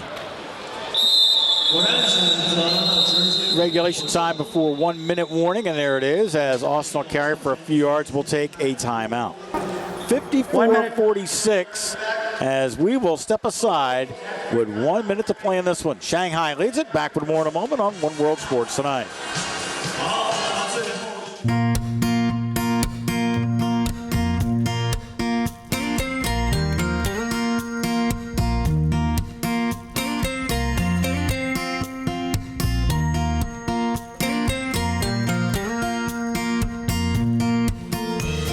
Hi Titan, hi Berkeley, it's your Uncle C. I wanted to say hello all the way from Shanghai. I miss you both very much and I can't wait to be home to see you. But until then, I've got to get ready for this China Bowl. I love you. Right?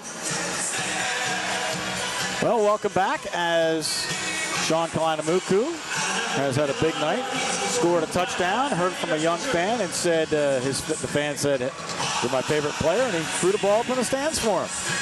Oh, that's a nice moment. Meanwhile, SK leading the crowd now in YMCA. And if this is his last game, he is making some memories to last a lifetime. There he is. Shanghai Moko. I heard from his mom this week. Sure. Isn't this great? And you don't think Chinese people are going to like the American style of football? No, we've seen it, we felt it, like Marty Judge said. You have to be here, you have to see it, you have to feel it, experience it, and it's working. And we will be back. 54-46 our score as we get ready for the final minute of play in the third place game with Shanghai and Guangzhou. By the way, I should point out by government regulation here, we were actually limited on the number of seats we could sell and distribute in these arenas. It's an interesting, complicated formula that we'll have to learn more about as we go forward as well, because we hope to be able to pack these, and we know the demand here in Shanghai was far greater than the 5,000 who were here tonight. Absolutely. So here we're looking at 1 minute remaining. Third and goal coming up from the 5-yard line. Kawainamuku in motion, whistles. Yeah, left tackle jumped. False start. Number 44 offense, 5-yard penalty. Second down. Yuping Chu, the guilty party.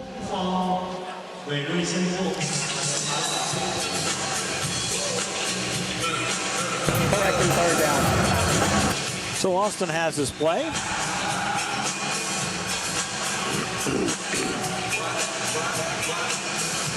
It'll be Washington, Liu, and Kawainamuku. They have used those 3 receivers ad infinitum. I think Guangzhou has to play for the stop now and use timeouts and try to get the ball back.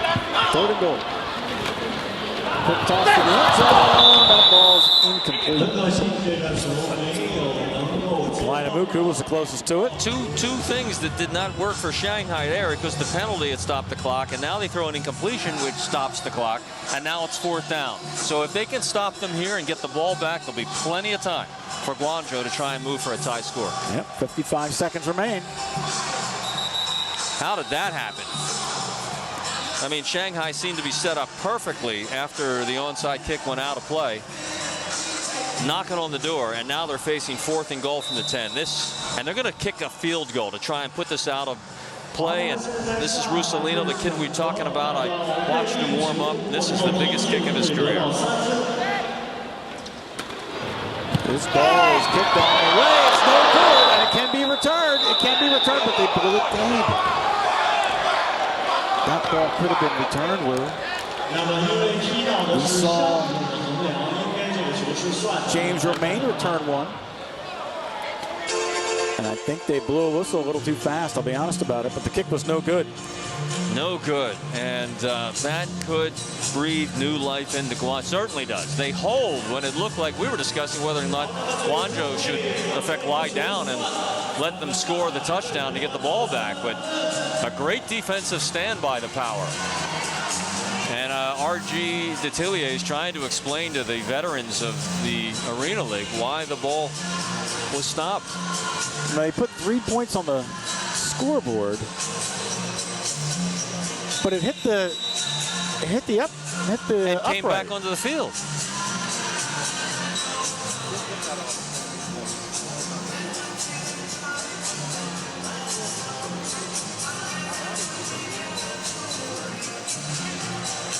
And the Guangzhou Power pointing up at the scoreboard. But you'll see this ball hits the iron. Oh, it hit the crossbar. They're saying it hit the crossbar and bounced back onto the field of play, not the side post. Oh. Not the lateral post, but the horizontal crossbar at the top, the metal strip that's up there for support at the top. So the field goal is good. And it's funny, when Russolino was warming up, he hit the top of that crossbar where I was standing there 3 times in a row, and he said, that's my trajectory, Lou. If you remember, in a game earlier this year, on a field goal that was good, I hit the top. And now you can see the angle from our end zone camera. It is between the goalposts, and it'll hit off the silver crossbar at the top, in between the 2 yellows. Oh, look at that. That is good, and it's the right call by the official. Well, my mistake. Hey, I'm human. No, I thought so too. Great call by the officiating crew and great job by our camera crew to get the end zone shot that defines it. We know that it was good. It hit the crossbar and bounced out. 57 of 46 as a field goal's good for 25 yards. Second time he's done that in regulation play this year. Wow. And when he was warming up, he hit it 3 times in a row, and he said, that's my trajectory on these shots. Isn't that crazy? That's crazy. It's like a golfer that knows exactly, what he's going to get off his 54-degree wedge versus the 56-degree wedge. Wow. Russolino banging through a huge field goal for his team, which apparently clinches 3rd place for the Skywalkers. That is just the 2nd made field goal in CAFL history. He's fired up, too. Good for him. So here's a quick toss that is complete to the fullback out of the backfield. They call him the Hulk. Hal Young making the catch. And J.J. Raderink in a really courageous job here, coming back with what looked like a game-ending shoulder injury, and then it looks like a knee injury, and he's going to limp to the finish line, but he's going to get to that finish line, and that's what it's really all about in athletics. Derek Stingley, his Shanghai team, many of them thought that they'd be in the finals here in their home city tomorrow against Beijing. But it's a good end to their first season. 1st and 10, 19. Quick toss, 2-and-A. Still on his feet. Whistle blew. Guess who lost the snap? And you got to blow the play dead, which is another crazy rule of football that came in about 4 years ago. And Hollis may have, no, he's not the one down. No, he's not. Another look at this one. They never really got 2-and-A down.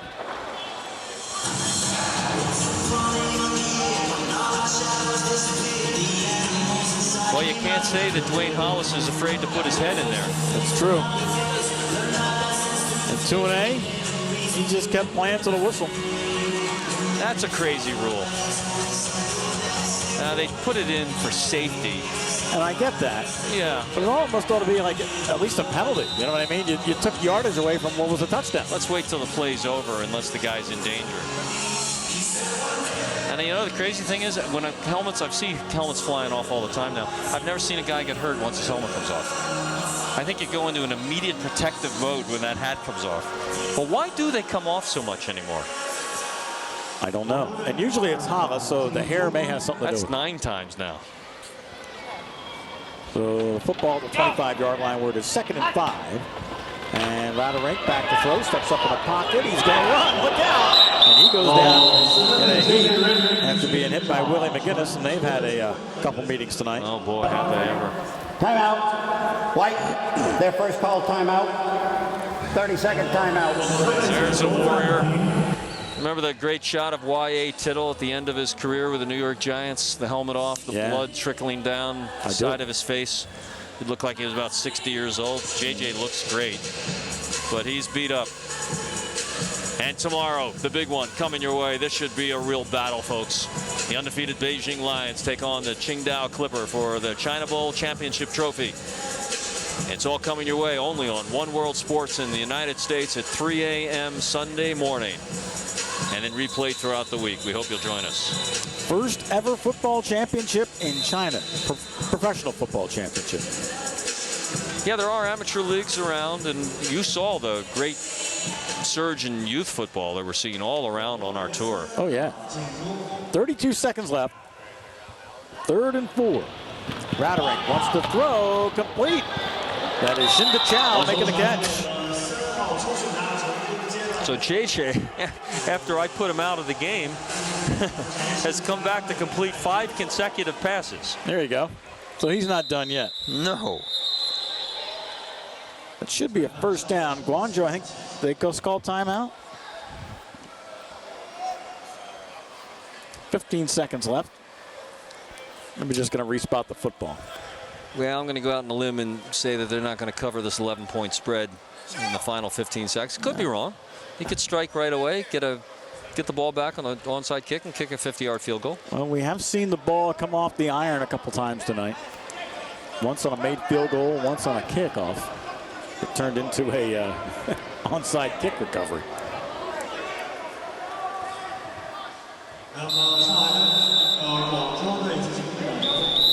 And that'll stop the clock. With 12 seconds to go.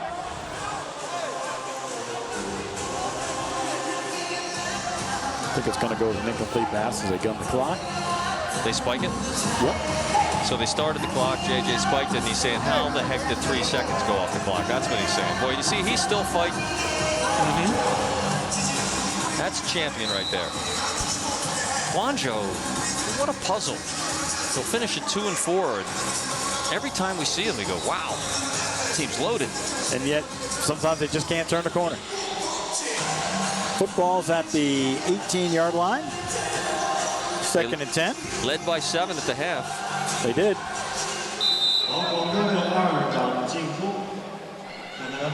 12 seconds to play. Rattling throws underneath. That ball is he got crushed. Complete. He got nailed again. Well, things are just breaking down. There's 8 seconds left. Another look at this one. Look at his eyes. Oh, he got hit on that shoulder. That's the other shoulder. Oh, buddy. I'm buying. He's taking a beating tonight. I'm buying. We're going to this restaurant we went to the other night. Right. Chicken and Beer, it's called. Is that great? Great title. We go in there. There's 35 guys sitting in there from the team. Oh, that's great. I'm in there with Clint Dozell and his wife, Chris. We had a great time. Chicken and Beer. Chicken and beer. And ice. Write that down. 3rd and 10. And here's a quick toss. That is complete. And Shinda-Chow down to the 1-yard line. And they stop the clock. Shinda-Chow with a complete pass. Still trying to get in the end zone with 2 seconds left. This will be a 30-second timeout. Good for them. Good run. That's a nice cut. 2 cuts. And almost beat Hollis to the end zone. And McGinnis. Broken ankle there. And he held on. Knew he was going to get hit. Hollis put a pop on him, too, to keep him out of the end zone. He's still reaching for the goal line. Good for him. I love it. I'm not done yet. Well, these kids have toughened up in a hurry, man. They had never, really ever been hit like this until 6 weeks ago. There was some concern that they weren't going to be able to, measure up. And the hitting has gotten tougher with every week as we get closer to the money games. This game has been tough in the trenches. 1st and goal, 1-yard line. You got to punch it in here. I'll bet they score. I hope they score. Gullibo Savas, 57-46. Guangzhou trailing. Rattering. Time has expired. He's still scrambling. He's going to tuck it in and run for the touchdown. His second rushing touchdown tonight for J.J. Rattering. He may not get up. He'll get up. What a warrior. What a courageous. Oh, come on, buddy. Get on up. Look at this. Wow. I want to know what this sport's all about. That picture says it all. And here he comes. Look at this. Scrambling around, not going to be denied. He's going to get there one way or the other. He's in. And they're not going to kick the point. That is going to do it. Look at that. Congratulations from everyone for J.J. Rattering. What a terrific job. 57-52, the final score as Rattering scores on the game's final play. That was entertaining. It was entertaining. It was a really fine football game. A lot of playoff atmosphere to it. The crowd certainly enjoyed it. The crowd had a lot of fun. SK made a special new friend. How much you want to bet they get to meet each other after this game? Oh, yeah. And both teams, as we like to say, neither players left anything on the field. And speaking on the field, here's Sandra with the winning coach.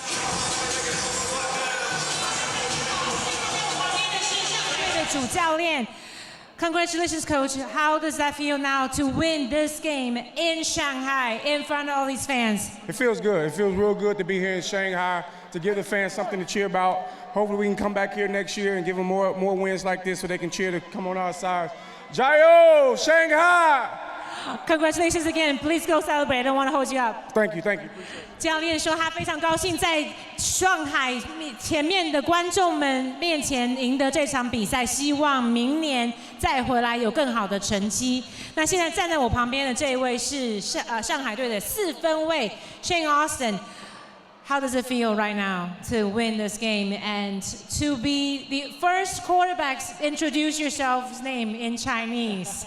Hey, 我不会说中文, but Shanghai, you're the best fans. Love to win in front of you guys. This is an awesome night. Well, thank you so much, and go celebrate with your teammates. What was that? Go celebrate with your teammates. I will hold you up. Congratulations. 他刚刚说他不会说中文，其实他都在学中文哦。然后他说很高兴能够在你们面前赢得这场比赛。那我们现在看一下能不能找到刚刚那位小朋友最喜欢的 SK。